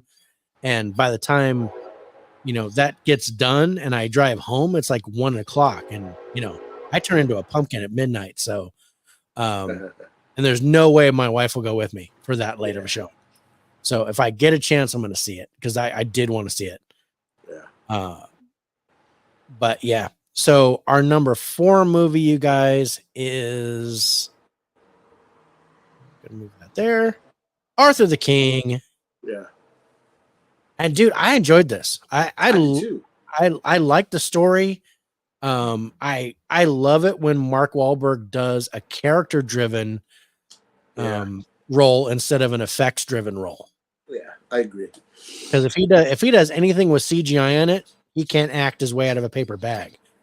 But when there's actual people there and actual, something he can interact with, he's a lot better. Yeah. So I liked him, and this was one where was good in this too. Yeah, I like Henry Golding in this. The dog was good. Henry Golding. I don't think Henry Golding is in this. Is he? Yeah, he is. Yeah, he's the. Isn't he the Asian Pacific guy? The Asian guy? That's Simu Liu. That's Shang-Chi. No, yeah, Shang-Chi. That's what I meant. Yeah. I mean, same thing. You racist bastard. That's not the same thing. I almost said that. I must have read your mind because I heard You same did. thing in my head. Faces for Radio does not condone this. No, we're not politically correct, but this is on my list for it. So this is a real dog and not an AI dog. Correct. This is a real dog. Yeah. And the story is about a real dog. So it's based on a true story, and dog movies always make me cry. This one is no different. There's definite sad parts in this. But there's one thing that everybody asks me because nobody will watch a movie if the dog dies in the end. People are like, tell me if the dog dies. If the dog dies, I'm not seeing this movie. And I don't know if I want to tell you because I don't want to spoil it because the ending is really good. Yeah, it really is. There's sad parts, but yeah, I thought Simu Liu, who Shang-Chi is the Asia Pacific guy that's in the movie, I think he did a good job. He did. I liked his character. I liked him in this. I liked the French guy with the old guy with the knee problem. I liked him. I liked the whole cast. This is one where I was rooting for the characters. I liked the backstory. I liked the wife. I dug the whole story of Mark Wahlberg's character and how he'd been trying for 19 years to do this, and he always loses. We can't. I don't want to spoil this because this is worth seeing. Did you tell people not to see I Am Legend? The dog dies in that. No. Nobody asked me if the dog dies in that. That was one, yeah, because that's not, my there's a movie called Axel, and I don't know if you guys have seen this. This is a robot dog movie, and my daughter cried with this one because the robot dog dies or shuts down, and I'm like, it's a robot dog. I'm sorry, I can't get behind this. She's crying, and I'm like, okay. But Marley and Me, dude, I cried like a baby for Marley and Me. That one made me so sad. And another one that I absolutely loved, but Hachi was so hard to watch. But great movies. This one is a little lighter than that. It's more inspirational. Mm-hmm. It's one of those, one of those feel good stories that, doing stuff. I really enjoyed it. The scenery when they were zip lining and stuff. I thought really good. Stuck on the thing. Yep. There's a dedicated website you can go to. You can search the movie and it will tell you if the dog dies or not to see if you want to watch it. See, I think that makes a lot of sense because a lot of people try. If you didn't cry for Marley and Me, you never had a pet, right?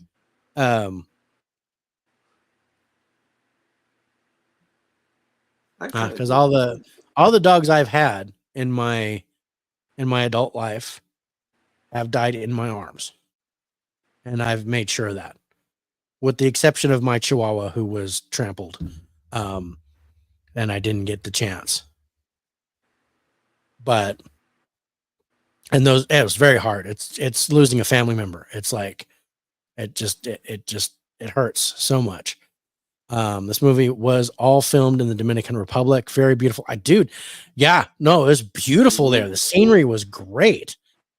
I absolutely loved it. Yeah, no, I really enjoyed this. I saw this in the theater, and you guys, this is absolutely worth a watch. Let's take a look at the synopsis. Another piece of crap. Thank you, IMDb.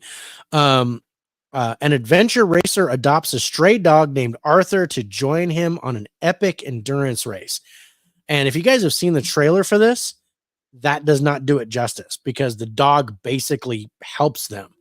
He's like a new team member. He's like, Yeah, he's a team member. He helps him, and then he's got his own problems because he's been astray for a long time and shit's going on with his system, but he's still right there with him and helping him and showing him which way to go, helping him from falling off a cliff, things like that. And then he starts getting all this adulation from the public because people are seeing pictures of it online and stuff like that. And he gets really popular because of the dog, because of Arthur. But I have a question. Yeah. All the shit that was wrong with the dog, there's no way. You think the customs would let that dog in the United States? No. There's just no way. That's what I did find very believable. No, but I mean, if it's based on a true story, then that must have really happened. But maybe it was back far enough, before COVID and all that, then I think they would have done it. With the right quarantine in place. I don't know. But otherwise, after COVID, no way. Yeah, it was weird. I thought with everything that was like inside the dog, and I just thought, no way. You're looking it up, ain't you? No, I'm actually working on the card for it. Oh, okay. I am trying to play catch up here. No, this was, and the ending of this movie, you get to see the real people. That's what I like. Yeah, you like that on the ending. I do too. Yeah. This just hit VOD. I think last week, actually. Yeah.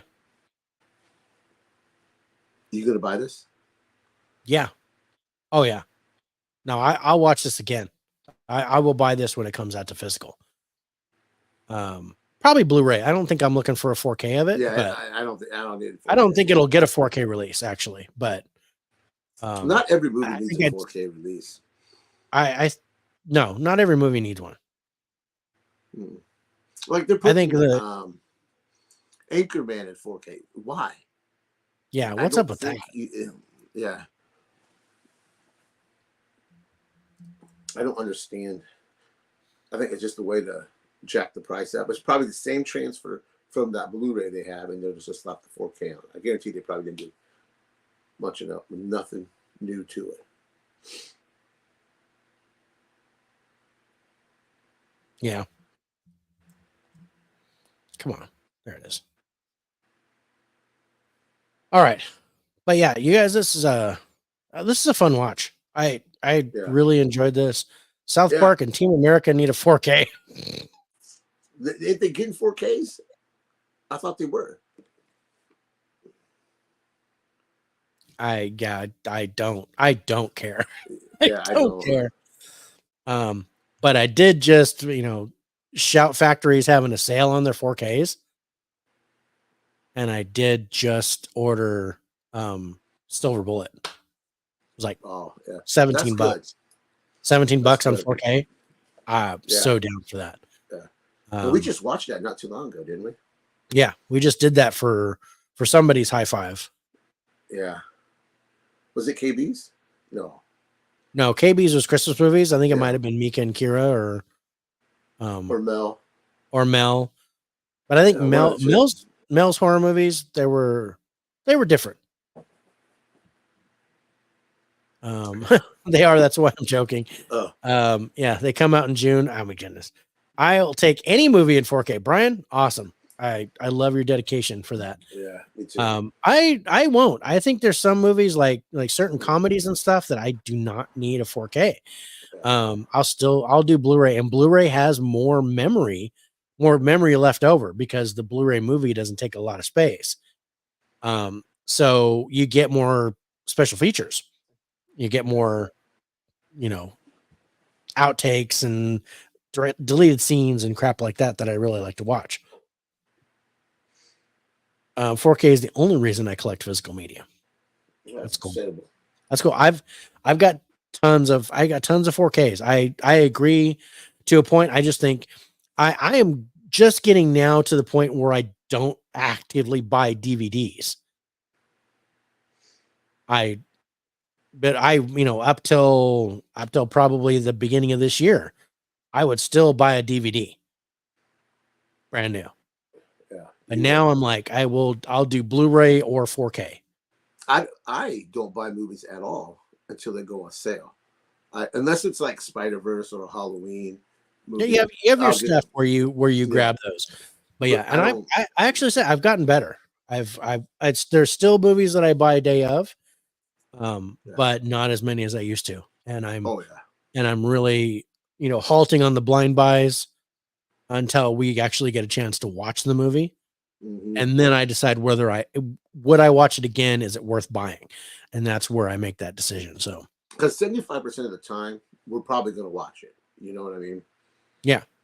Now, there are some DVDs that still look good. I agree. They're 720p, and there are movies that you don't need that. You don't need anything special with it. It's still a great movie to watch. So I totally agree with that. But yeah, I just don't actively buy DVDs unless that's the only media that it comes on. Yeah. But like, one was Book of Clarence. Book of Clarence only had the DVD at Walmart. So I'm like, I don't want the DVD. I want the Blu-ray of that. So I ordered. I don't think you need the Blu-ray. I ordered the Blu-ray, but because that was one I really wanted to see, and I didn't want to buy. I don't want to buy the DVD. But we'll put that on the list. Yeah. We'll see. Yeah, let me know when you get it. I got it. I already have it. I haven't seen it because we had to catch up with these 10 movies. But yeah, no, we can put it on the list, and then I'll just watch it. June. Yeah, add it for June. I almost got June with I think the movies you gave me, and then that I think we're done. I really think we're done for June. Okay. And we haven't even got the Netflix June movies released yet. Right. So what's our final score on this one? Let's see. I wanted to look. Yeah, let's do our highlights on it. So yeah, Rich, you got a couple of 9s in here for ending and story, and then you've got 8s for cast, trailer, direction, genre, and subgenre. I've got a 10 for story, and then I've got a 9 for ending, and 8s for cast, trailer, visuals, genre, and subgenre. There. Oh, thanks, Brian. I've been avoiding them but a good one on 1080p TV can look okay, but not on a 4K. Yeah, I agree with that. On the LCD TV that I have, which is 1080p, DVD still look good. But once I get it on a 4K with my 4K player, you can see the imperfections. But yeah, I thought it was 720p, so I'm happy to sit corrected. But yeah, let me load our final scores on Arthur the King because I just finished the card. Yeah, this is worth watching, and it's coming out to VOD really soon. But let's look at our final scores. IMDb is giving this a 7.0. Rotten Tomatoes critics score 69%. Audience score 97%. Rich, you gave it a 77. I gave it a 79 for a total average score of 78. And I'm back to being the lowest score. And you're back to being, but we were really close score-wise. This is one you recommended. Man, I tried to, like, the theater that my daughter used to work at. Finally got it. I said, I gotta go see that. Yeah. Yeah. All I can say about this one is wow. That's right. I got some heartbreak. And there's I got some heartbreaking news. Oh, okay. I start paying for my movies. Yep. Sunday was my daughter's last day at the theater. We need. I need to play. I need taps or something. I need to play like a funeral march or Yeah. something, because we need a moment of silence for Rich as he now has to join us caveman in buying our theater visits. Yeah, I was like, oh man. So that's my sad news for the week. Yeah. That is, when you're like used to not having to pay for it, you're like, oh, Uh, train. the train tracks are just like maybe 3 blocks away. Yeah. Uh, All so right. We're down to 3 movies, bro. yeah, I have to think about this one. We got Fall Guy left, Ungentlemanly Warfare, and Bray Wyatt. I'm going to go by the way I scored the movie. So I think I'm going to go with Fall Guy. Because I really didn't like that movie. That's interesting. You gave it a good score. I did, but compared to the other two, I didn't enjoy it as much. I'm wrong, and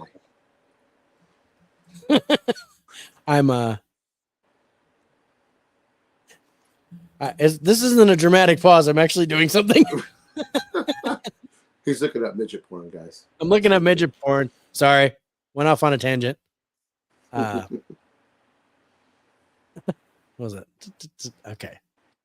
So yeah, I've seen one of the last 2. Looking forward to this. Rich will have to sneak in.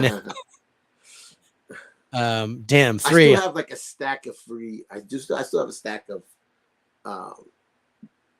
free passes.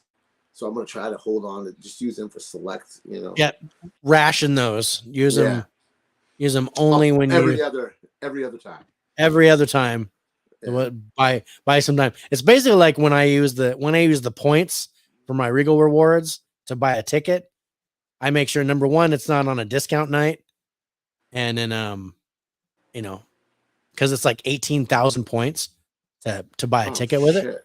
But I have like 100,000 points, so because I get points for every time I go, every time I buy popcorn and all that kind of stuff. So my total lifetime, I'm approaching 1 million points lifetime. Damn. Which is crazy. But yes, so our number 3 movie, you guys, is The Fall Guy. This is in theaters right now. I'm going to read the synopsis. It says a down and out stuntman must find the missing star of his ex-girlfriend's blockbuster film. Again, doesn't quite do it justice. There's a little more to it than that. This is a reboot of an 80s TV series, also called The Fall Guy, starring Lee Majors, who was the Bionic Man. And I will tell you that there is a cameo of Lee Majors in this movie. But in order to watch it, you have to watch the end credits. So I didn't do that all the way through. There's all sorts of great stuff during the credits, and then there is an end credits scene where you, in order to get everything here, you have to watch. So, and I'm going to call spoiler alert because I want you guys to see this. You get Lee Majors and Heather Thomas from the original series as cameos in this. Now, I think I said it in the group chat text. I don't remember where I said it. The soundtrack and the ending, the last act, really what saved this movie for me. Because other than that, I was not liking this. Yeah. Reed says is fun, a rom-com wrapped in an action movie. Lots going on. Had a good time with it. Lots of cameos in this. Okay, see, this is the kind of rom-com I like because it's wrapped in bacon. The bacon, or what was it? Damn it! It was something in the movie, like sexy cheese, or it was sexy something. I don't remember. Where they were talking. Damn it! I had that and. Now I can't remember it. I didn't like Ryan Gosling in this. It felt like he was still playing Ken. and it just really bugged me. I didn't feel like a whole new. He felt like he was metrosexual. He felt like he was. I don't know. I didn't like him in this. Interesting. I mean, I didn't think he did a great job here. Yeah. I did like Emily Blunt. I love her. Yeah, I think she's awesome. I think she's fantastic. She she lights up the screen. It's Mhm. just, you know, it's so awesome seeing her on there. Yeah, like dogs, you gotta wrap up this in the okay, so it is sexy bacon. Okay, so the sexy bacon. This movie is sexy bacon because they take a rom-com and they wrap it with action. And that's what I like. So this is a sexy bacon movie. It's got it checked all the boxes for me. I absolutely loved this. You know, my wife was kind of middle of the road about where you are, Rich, where she was liking parts of it. Some of it was kind of stupid. Some of it she didn't like, but then there were some saving parts. So she ended up liking the movie, but not loving it. I loved it. I had a blast. I really enjoyed it. The end credits is so awesome. I absolutely love the end credits. A lot of stuff in there that you just have to see, and then the end credit scene, so cool. But I do agree. The beginning of the movie was kind of like pulling on my nuts a little bit, and I was like, Yeah. okay, get a grip. I thought it was super ironic that Aaron Taylor Johnson was the star and Ryan Gosling was the stuntman. Yeah. Um, Aaron Taylor Johnson, I think he did a fantastic job in this. yeah, I thought he was good. He Yeah. doesn't, you don't see him a whole lot, but I liked him in this. Yeah. I liked Winston Duke, who plays the stunt coordinator. Mhm. He's the guy that was M'Baku from Black Panther. Yeah. I thought he was good. I really enjoyed him. He was funny, Yeah. cracked me up. I loved the dog, Jean-Claude, how it only understood French. But there wasn't enough of that the dog came in like way late and kind of thrown in. Oh, and then Stephanie Shu is in it again, just kind of thrown in where Yeah. you're like, oh crap, it's Stephanie Shu. And she was gorgeous in this, but she didn't have really much going on, much of a role. So this is really a rom-com with action in it. I agree. Now they label it as, I think, just an action comedy. Yeah. Yeah, action comedy, but I really think this is I didn't more. think it was funny. I thought there were funny parts, but what I found funny was just in the the Easter eggs to the original series, and I do agree that he did. Ryan Gosling reminded me of his Ken role. Yeah, and that was so bugged. Everybody's like, "Oh, Ryan Gosling, he's the same fucking character as he was in Barbie." It's Yeah, like, come on. Is there another trick for him? Is there a movie where he does something different? I like early Ryan Gosling, but I don't know. I hope he doesn't keep I don't know. doing this.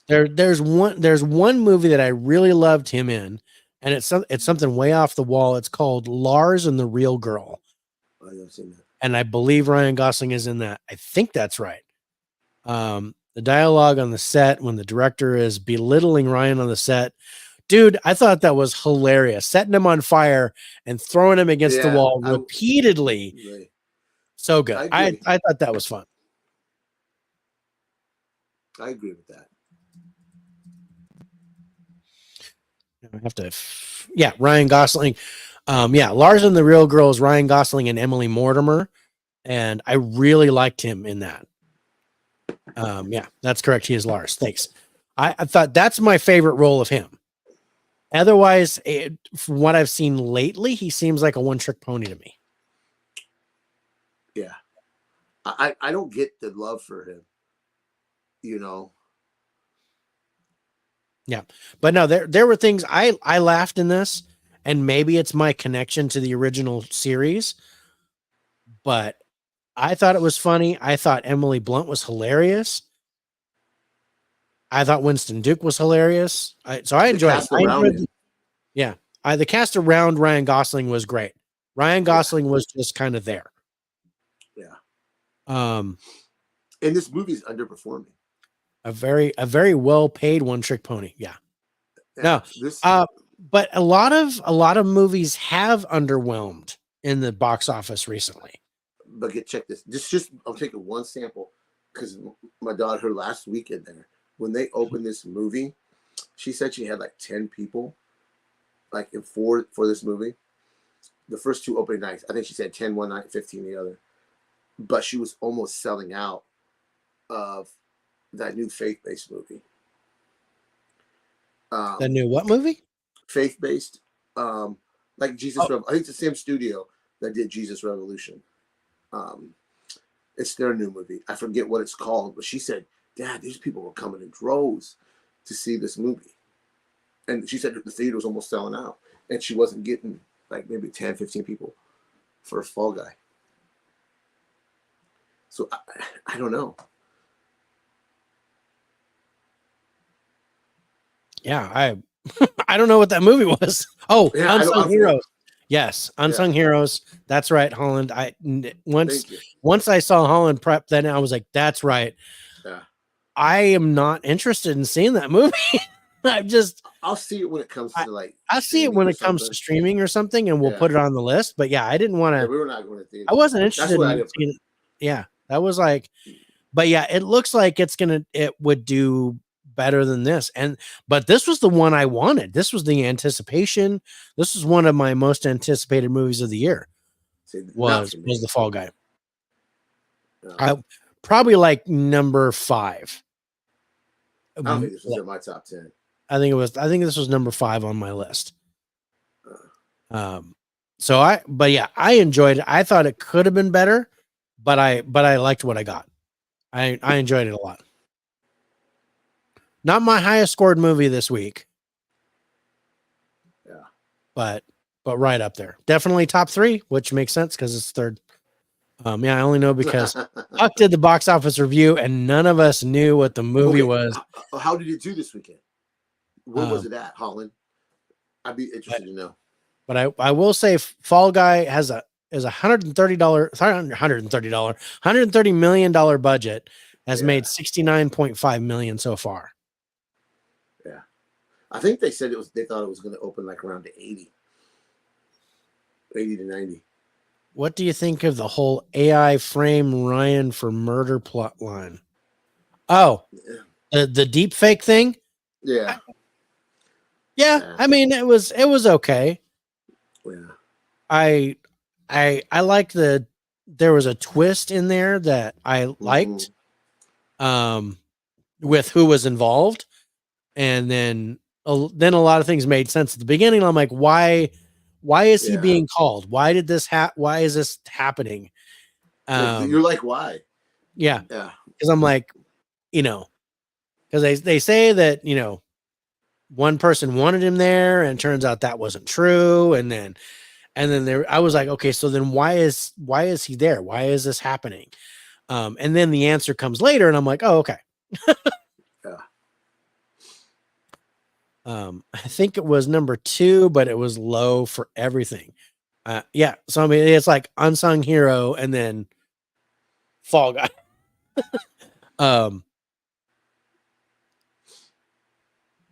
Yeah. I mean, opening weekend was 27.7 million. Opening weekend. That's US and Canada, not worldwide. But see, the box office has been ticking up for movies. Look at Kung Fu Panda. That movie just took off. There's another one. Yeah, but these are being picked. They're not going and seeing everything, but they're picking their movie that they spend money on, and then everybody goes to see it, like Kung Fu Panda.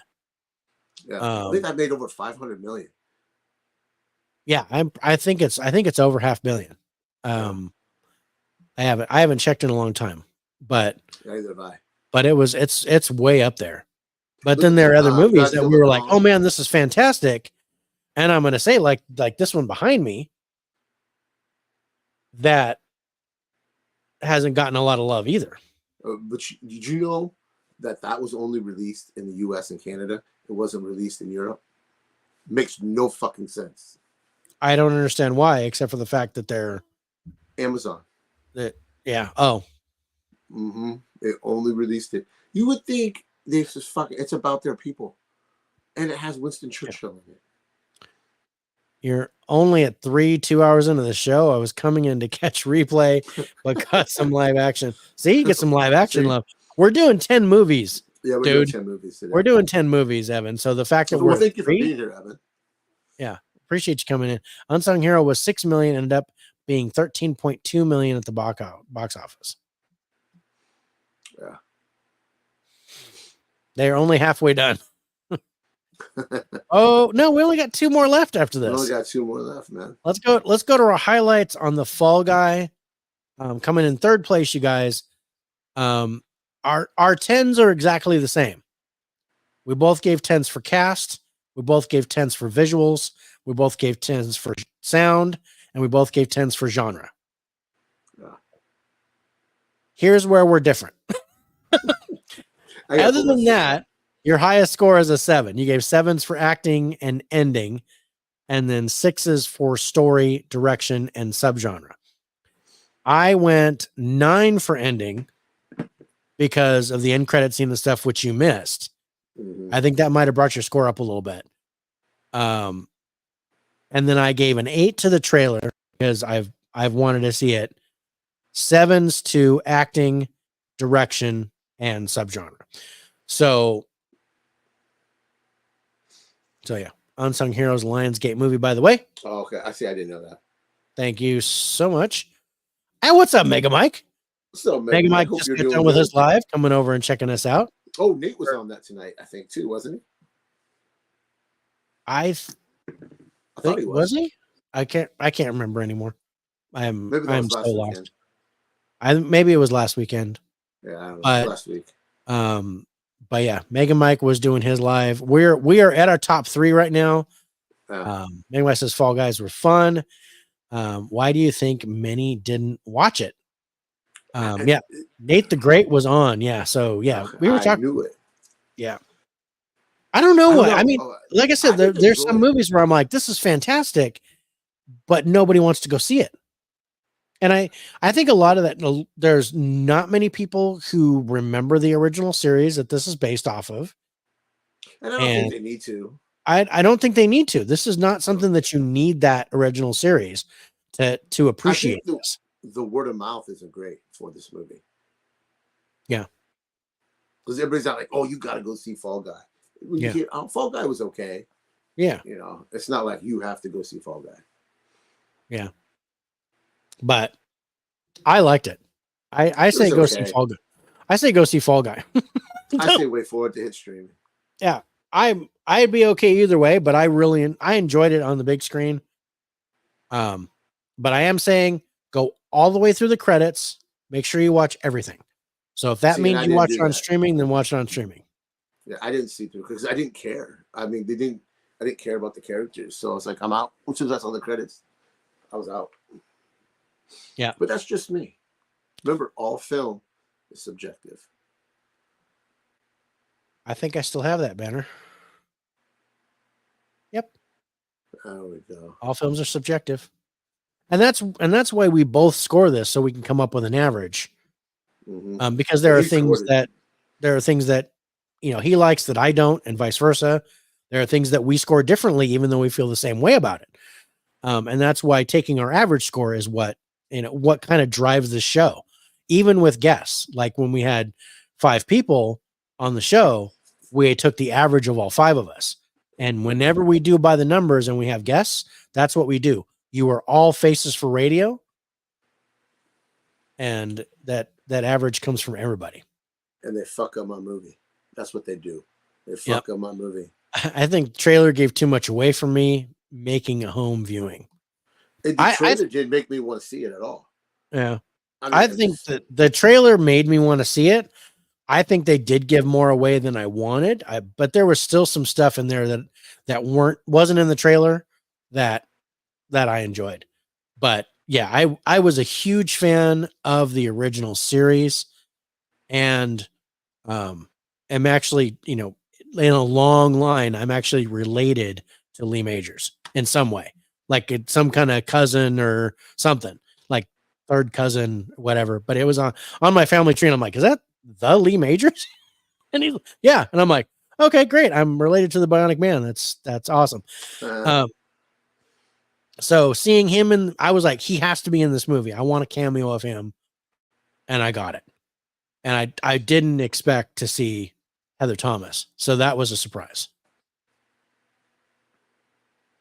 We're not actually playing who doesn't. Rich only has himself to blame when his movies are low. no. His score, he scores them the lowest, not all the time.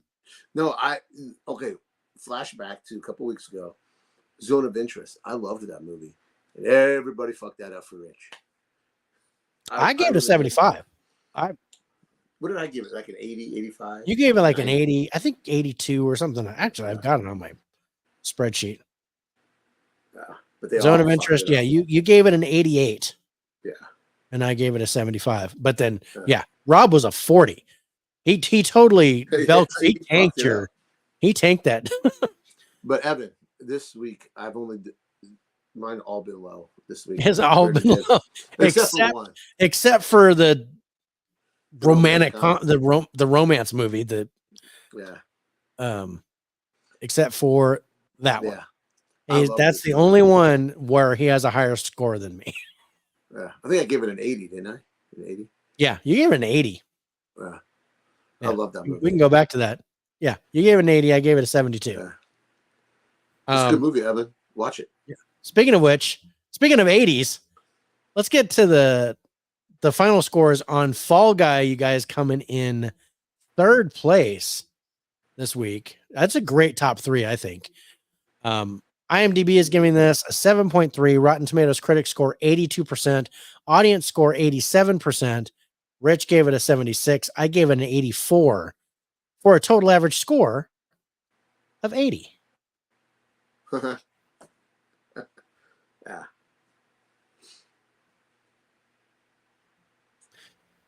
Man. And Evan, if you didn't catch it earlier, the polls ended and we have to watch Mean Girls. We have to watch Mean Girls. Because I know he would have made us watch Mean Girls, but he wasn't here. Yeah. So.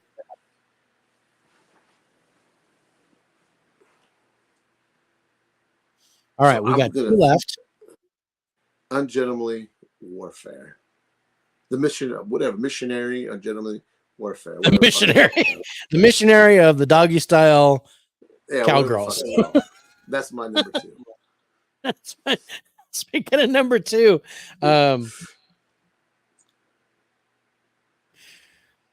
that's funny. Am I wrong? Well, I'm wrong. The hell, where is it? I don't know. Son of a bitch. He fucked it up.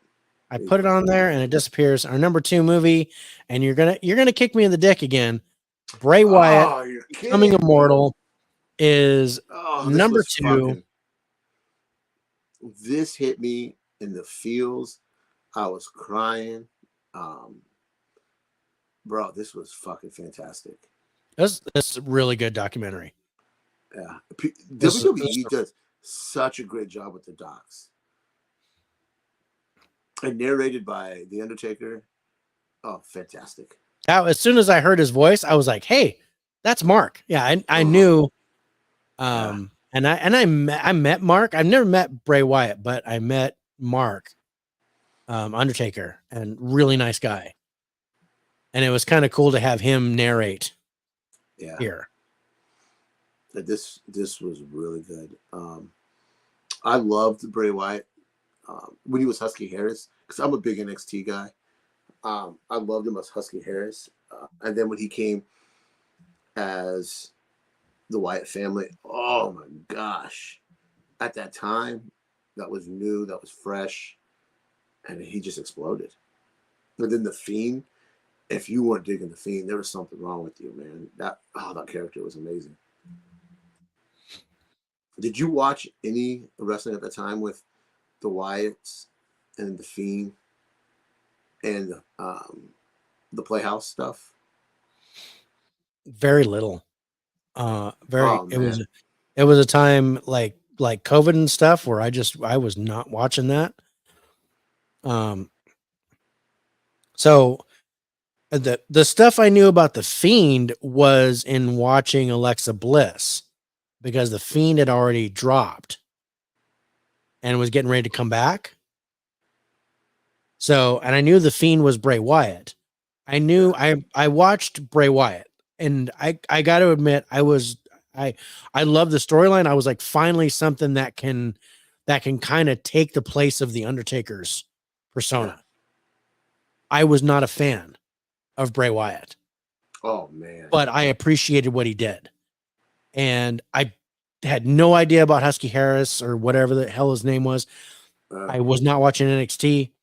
No clue about that. I did know about Bo Dallas, who was the brother. I knew about him, and I was like, he's not going to go anywhere because his gimmick doesn't work. And sure enough, he drops. But I liked how they brought him back, and they were, I liked what they did with John Herber, who passed away. May he rest. And with the whole Wyatt family and stuff, even though they couldn't bring the brother in because the brother was doing his thing. So they had to bring other guys in to be part of the Wyatt family. And I love the whole thing. What I love about this documentary is it wasn't just about his wrestling gimmick. It talked about his life in general, and his life in general made a lot of sense to me as a former pro wrestler. The things he had to deal with, the hardships of getting canned and then coming back, and the stuff that he had to deal with, with painkillers and with family and just the type of person that he was behind the curtain was awesome. So I really appreciated this. The thing is, I wasn't a fan of the Bray Wyatt character so much. And I really think that this documentary, although good, it has a specific niche, and that's just, like WWE fans will absolutely love this. Any wrestling fan will love this. Anybody who's outside of that, who's not a fan of wrestling, probably won't enjoy this at all. I agree with that 100%. I really do. And you have no clue. Yeah, no clue who this guy was. Yeah. And because of, my score dropped a little bit because I'm a little bit further out of professional wrestling than you are. And that most people would be that are fans of I'm still a fan of wrestling in general, but not so much WWE. And I'm missing out, man. I'm turning my life around a little bit. We did WrestleMania. I'm looking forward to, the next one that we do there. We got the next one is SummerSlam. I think so, right? It would be SummerSlam and then Survivor Series, right? Yep. We're gonna do the Big Fours. We're gonna do the Big Four because Backlash just happened, right? Yeah, Backlash, and then we got Saudi, which is in the end of May, I think. They're doing the King and Queen of the Ring in Saudi. I rolled my eyes so far into my skull at the Undertaker when Oldberg beat the Fiend. Yeah, but that was a different time. That was when Vince McMahon was in charge, and WWE's different now. You don't have Vince in charge, and you can see it. It's the Paul Levesque era. The TKO. It's very basically hands off. They let Paul Levesque do his thing, and you could tell. You could tell with the new camera angles that they're doing, following people into Gorilla. It's nice. It's fresh. I like it. I'm happy with what he's doing. I look forward to watching more, but I'm still not following the storylines. I'm still not watching Raw or SmackDown. I'm just kind of but I will come in for the big events and try to But get some that's the thing. backstory. And WWE does such a good job on their packages leading you up on the Yeah. day of. Yeah. With the pre-show. that was the You thing get I that- really liked about WrestleMania was all the packages that are in there on Peacock to give you all the backstory you need, past matches, Mhm. things like that, to give you everything you need to lead you up to I want to say pay-per-view, but it's But not. they're called PLEs. The big events. Yeah. But anyway, this was fantastic to me. I love this documentary. No, I thought it was really, really good. And Bo Dallas, his brother, formerly Bo Dallas, is coming back. He is coming back as the Uncle Howdy character that was introduced before he got sick. But yeah, I'm looking forward to that. If it's done right. Okay. That's cool. Let's go to our highlights on Bray Wyatt becoming immortal. So Rich, you gave 10s to cast, trailer, ending, visuals, and subgenre. 9s to story and genre. And then 8s to acting and direction. Your lowest score is a 7, and that's for sound. Which matches mine as far as a 7. I gave 10s to cast and story, and then I gave a 9 to subgenre and 8s to acting, ending, visuals, direction, and genre. My lowest score is a 6 for trailer because I was like, okay.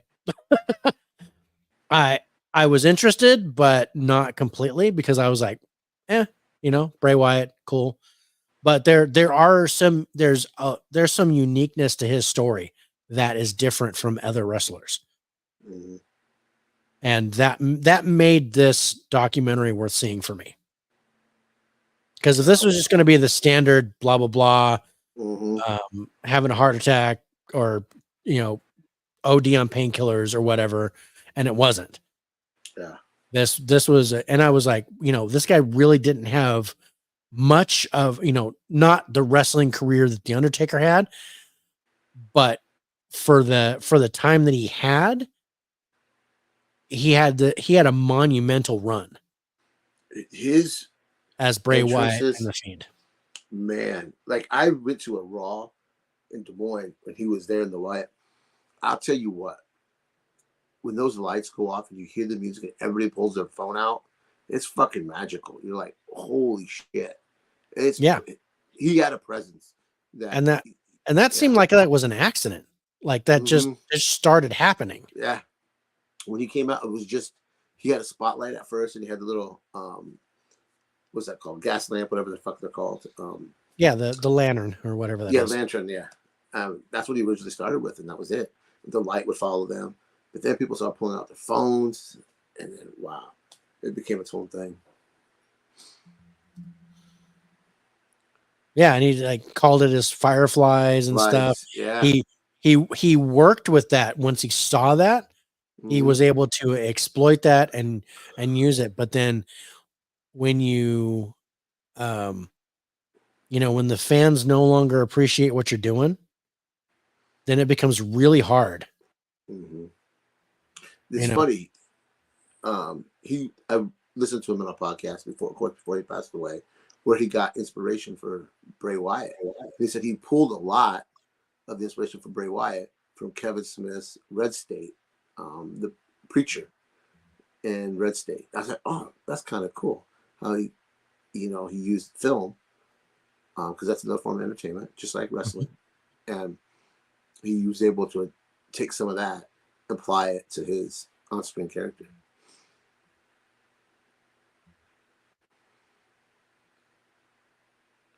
Are you rendering right now? Because you kind of froze a little bit. Yeah. All right. I'm getting ready to do the full render because I finally finished all the cards. So now I got to render the outro. This is on the fly. Did it on the fly.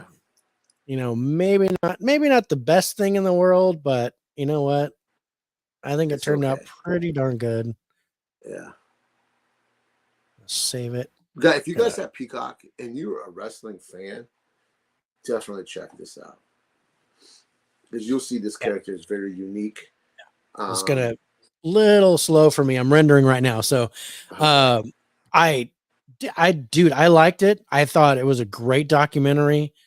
And it does give a lot of information. It was very it was very informative about his life and who he was. And I was like, that's really cool. But it came to the point where I was like, would I watch this again? Probably not. I think I would watch it again, but not like because I got emotional watching it, because I connected. That's the thing about wrestling. You connect with these characters. You know what I mean? And this is one of the characters I connected with. And no, I totally agree with you. It's that personal, that personal connection. I tell you, if they do a documentary on Ricky the Dragon Steamboat, I would love it. Yeah. Because that was my favorite wrestler of all time. I loved meeting that dude. And I liked the Kurt Angle documentary. I wish we could have scored that. Yeah. I thought that was fantastic. Kurt Angle's another person who I met and got to know a little bit. I met Kurt Angle. Because he came to our show and actually wrestled, and we sat and talked for a little bit. He took a picture with me. We had a great time. There's certain wrestlers that I have a personal connection with that I would like to see documentaries of. Bray Wyatt, unfortunately, just falls out of that category for me. That's understandable because you weren't really invested. Yeah, it was still a really good documentary.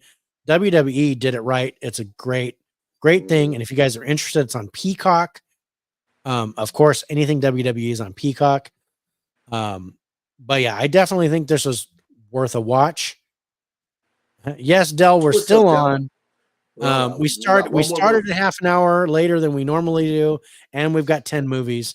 So yeah, but we only have one more after this. Let's go to our final scores on Bray Wyatt Becoming Immortal. You guys, second place over the last 2 weeks, second highest score. Ooh, I'll give it a there it is. So IMDb is giving this an 8.6. There is not a Rotten Tomatoes critic score because they're assholes. Audience score is 100%, but I think there's like less than 25 scores or something like that. It's not much. But Rich, you gave it a 91. I gave it an 82 for a total average score of 86.5. Yeah, this was great for me. I agree. I think it's great. It's really, really good. It's just, it wasn't something that I was invested in. So my trailer score drops a little bit. I mean, otherwise it might've been closer to probably 86, 87 if I'd have been a little bit more invested, I think. Yep. So you guys, definitely catch Del's on the replay if you've been watching us. If you have been watching us, thank you for joining us. We're getting ready to come to our final movie. We really appreciate you being on with us for this almost 2.5 hours now. But 10 movies. We haven't done this in a long time. We haven't done this in a while. Not since Jay. We did 10 movies. No, I mean, how long did we go with him? It didn't seem like we went 2 hours, but I think it wasn't this long. This is a little bit longer. But we didn't actually do much of a show last week, so yeah, that's true. That is true. We missed you guys. We missed doing the show together. We're both really excited about doing this. It's funny. We talked about 8.6 on IMDb. That isn't that Godfather. I think Godfather's like 9.2 or something like that. We talk about like when we have to reschedule a show. Do we do it live? Do we tape it? But man, we always choose live because you guys, we like having you guys here. We like it's so much better. Mm-hmm. Yeah, so much better with the interaction. We'd rather do it live with you guys because we've been talking about that for like the end of May. We've got a couple of weeks there that are kind of hokey as far as timing goes. So we want to make sure we want to get in there live if possible. Yeah. But let's talk about our number one movie. And that is The Ministry of Ungentlemanly Warfare. That's that one right there. That's going up on my wall. I absolutely love this. This was a great movie. And it Guy was- Ritchie, man. Guy Ritchie so knocked it out of the park. Mhm. I really enjoyed this. This is like equal parts. So there's Operation Fortune, which we watched last year, Mhm. and then there's Which I another didn't movie. really care for. Yeah, I liked it, but I didn't love it.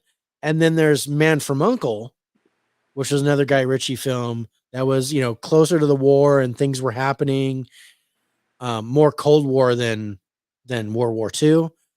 And I really thought that was kind of the perfect mix of those two movies for me. Mhm. Great cast. Loved Alan Rickson in this. Oh, he stole the show. He does. steals this movie. Yeah. I mean, I like this is Henry Golding's in this one, Rich. Just so you know, Yes. this is Henry Golding.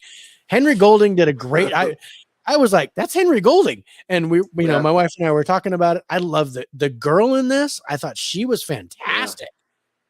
And it's nice to see Henry Cavill take a lead. Finally. Yeah. I only heard good things about this movie, but I haven't seen it yet. I do think You check it out. only thing I don't like is the title. The title's I can't get it title's rough, dude. I gotta tell you. When I went to the theater and I ordered tickets for the movie, I said the entire title, and the person behind the counter was like, "I can't believe you got that out." Usually people just say the Ministry movie or Ungentlemanly Warfare, but I said the whole thing.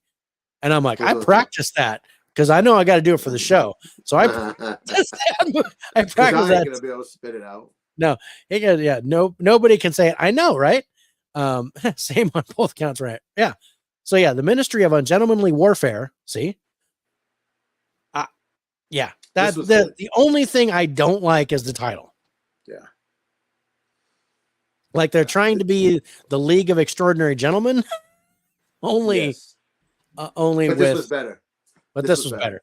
This was better. The League of Extraordinary Gentlemen was fun, but not great. Not a great movie. The League of Extraordinary Gentlemen was terrible. There was nothing fun about it. It was fun. I had fun. But they this ran out of sequence- they ran out of budget. They had great budget on the Invisible Man for like the first 10 minutes of the movie. You're right. And then it was like, we're just gonna paint him white. So they ran out of money. I'm like, okay. The opening sequence of this movie on the yacht, fucking fantastic. That set the tone, and the way they played off each other, the characters, I really like that. And then the action in here was really fucking cool. Yeah, no, the action was great. Love the explosions. Just and I love how the chemistry with the cast. The whole cast. Carrie Elwes is in this. I can't remember who played Winston Churchill, but I like that guy that played Winston Churchill. Rory Kinnear, that's who plays Winston Churchill. I liked that. I liked that guy. I liked Elza or Isa Gonzalez, who was the girl, Marjorie Stewart. Amazing. And I haven't seen Alex Pettyfer in forever. He's not even on this poster. And he's one of the main characters in the movie. Who's he play? He's the guy that they broke out of prison with the nipples. Oh, okay. Yeah. See, I didn't know his name.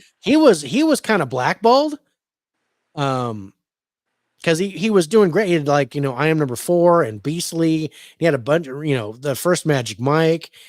And then all of a sudden he drops off the face of the earth. I think something happened and he was kind of blackballed from Hollywood for a while.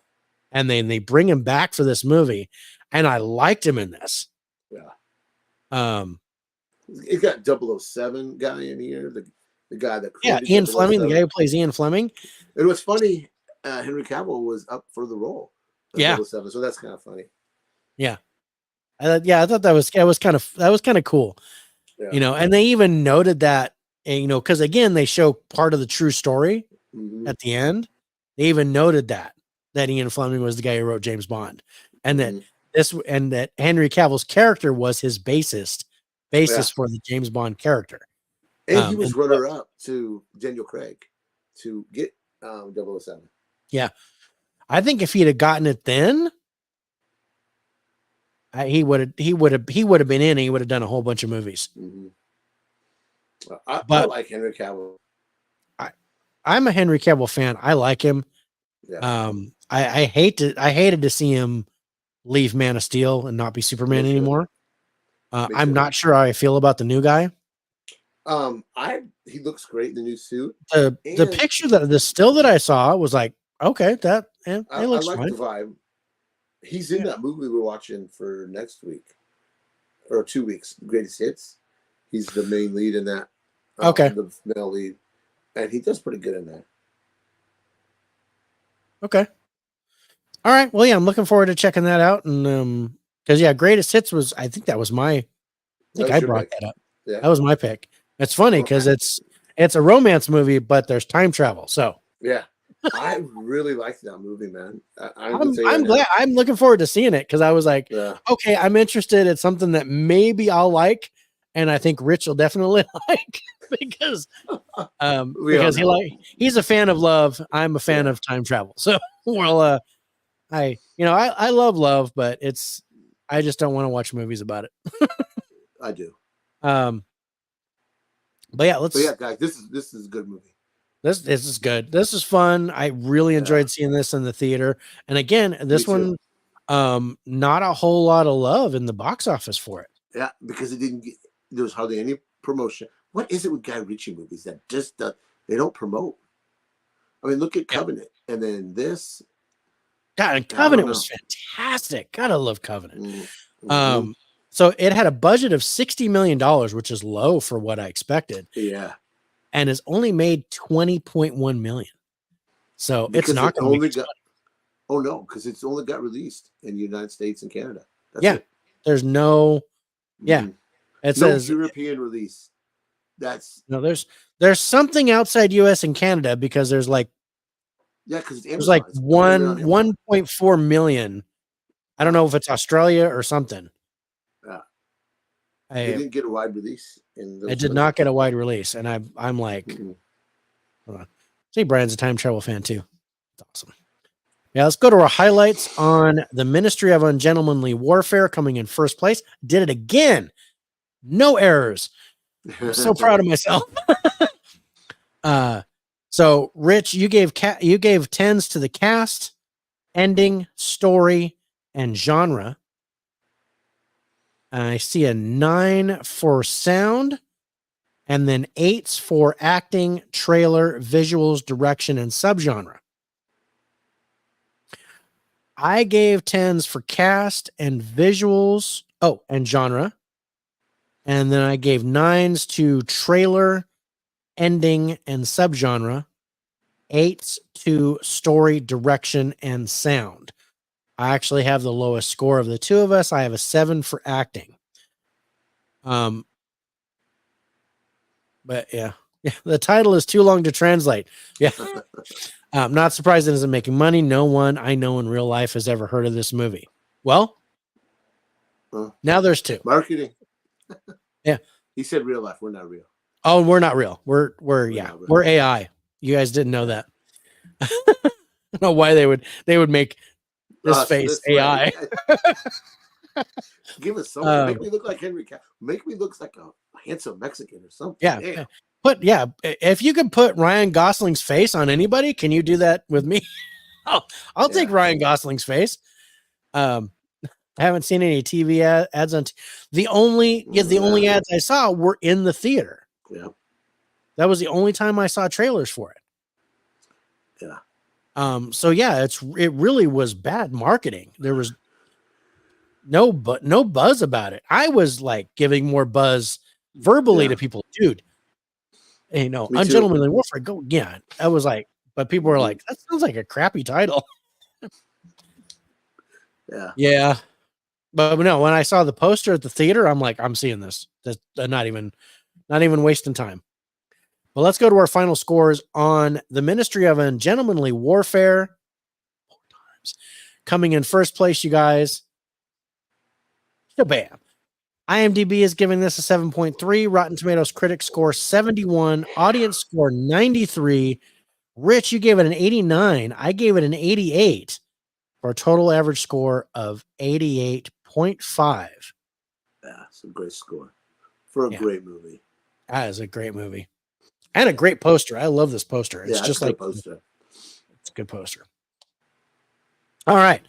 So, all right. What movies do we have for next? Oh, next week we have. Well, I know one.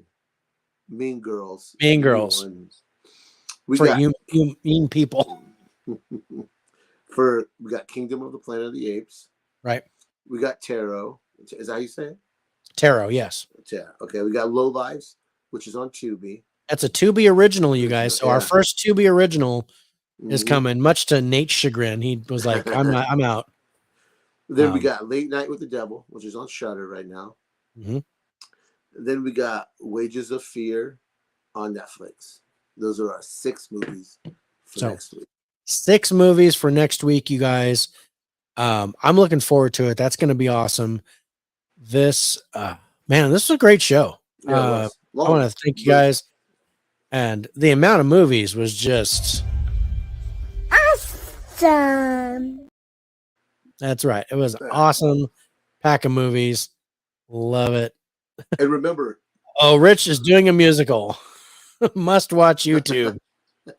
I'm doing the musical. Yeah, David's doing the musical. Those all sound pretty decent besides Mean Girls. Hey, and it was the voters that picked it. So it wasn't our pick.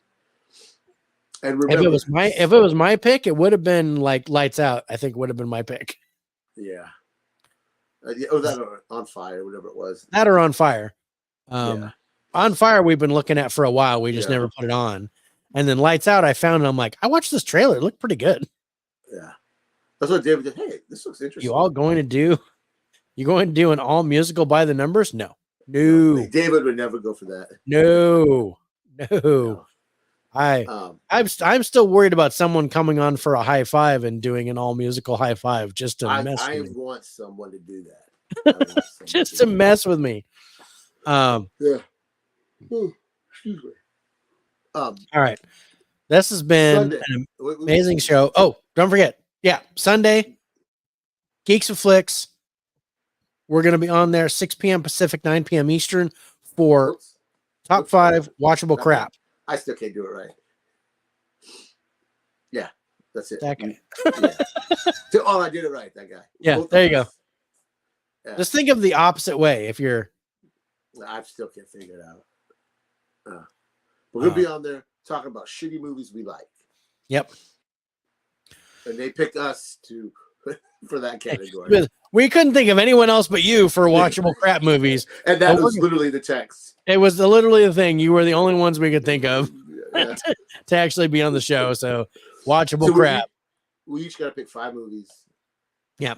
5 movies that we love that I guess are supposedly crappy. So I've got a couple in my mind. Check us out there. We're excited to be with Alex and Nate. We love those guys. Friday night we'll be dropping at whatever time Dave drops it. Movie News at 5, which will Movie News at 5 drops at 5 p.m. Hopefully, whatever time drops. It's supposed to drop at 5 p.m. Pacific, 8 p.m. Eastern on Friday. And are we doing our comic book one, or are we still? Not yet. Okay. I'm still gathering some more books because I say, oh shit, I forgot about this book. Yeah. So, but we are planning on a comic talk recommendation list series that we're going to start. That'll be coming on Sundays. Yeah. But that'll start, it's starting in a couple weeks, I think. Yeah. Maybe June, I think at the latest. We'll shoot for the first Sunday in June. I guess Dell would love an all musical by the numbers. Dell, sign up, bro. Sign up. Maybe, if, Joker Folly Ado, because we've got to do that. West Side maybe. Story, In the Heights. Oh, Uh, God. I have both of those in 4K. I watched the West Side Story in 4K. That's great. I haven't watched In the Heights yet. Dylan Corey Musical Super Show. We'll do that Metallica one. La La Land. Oh.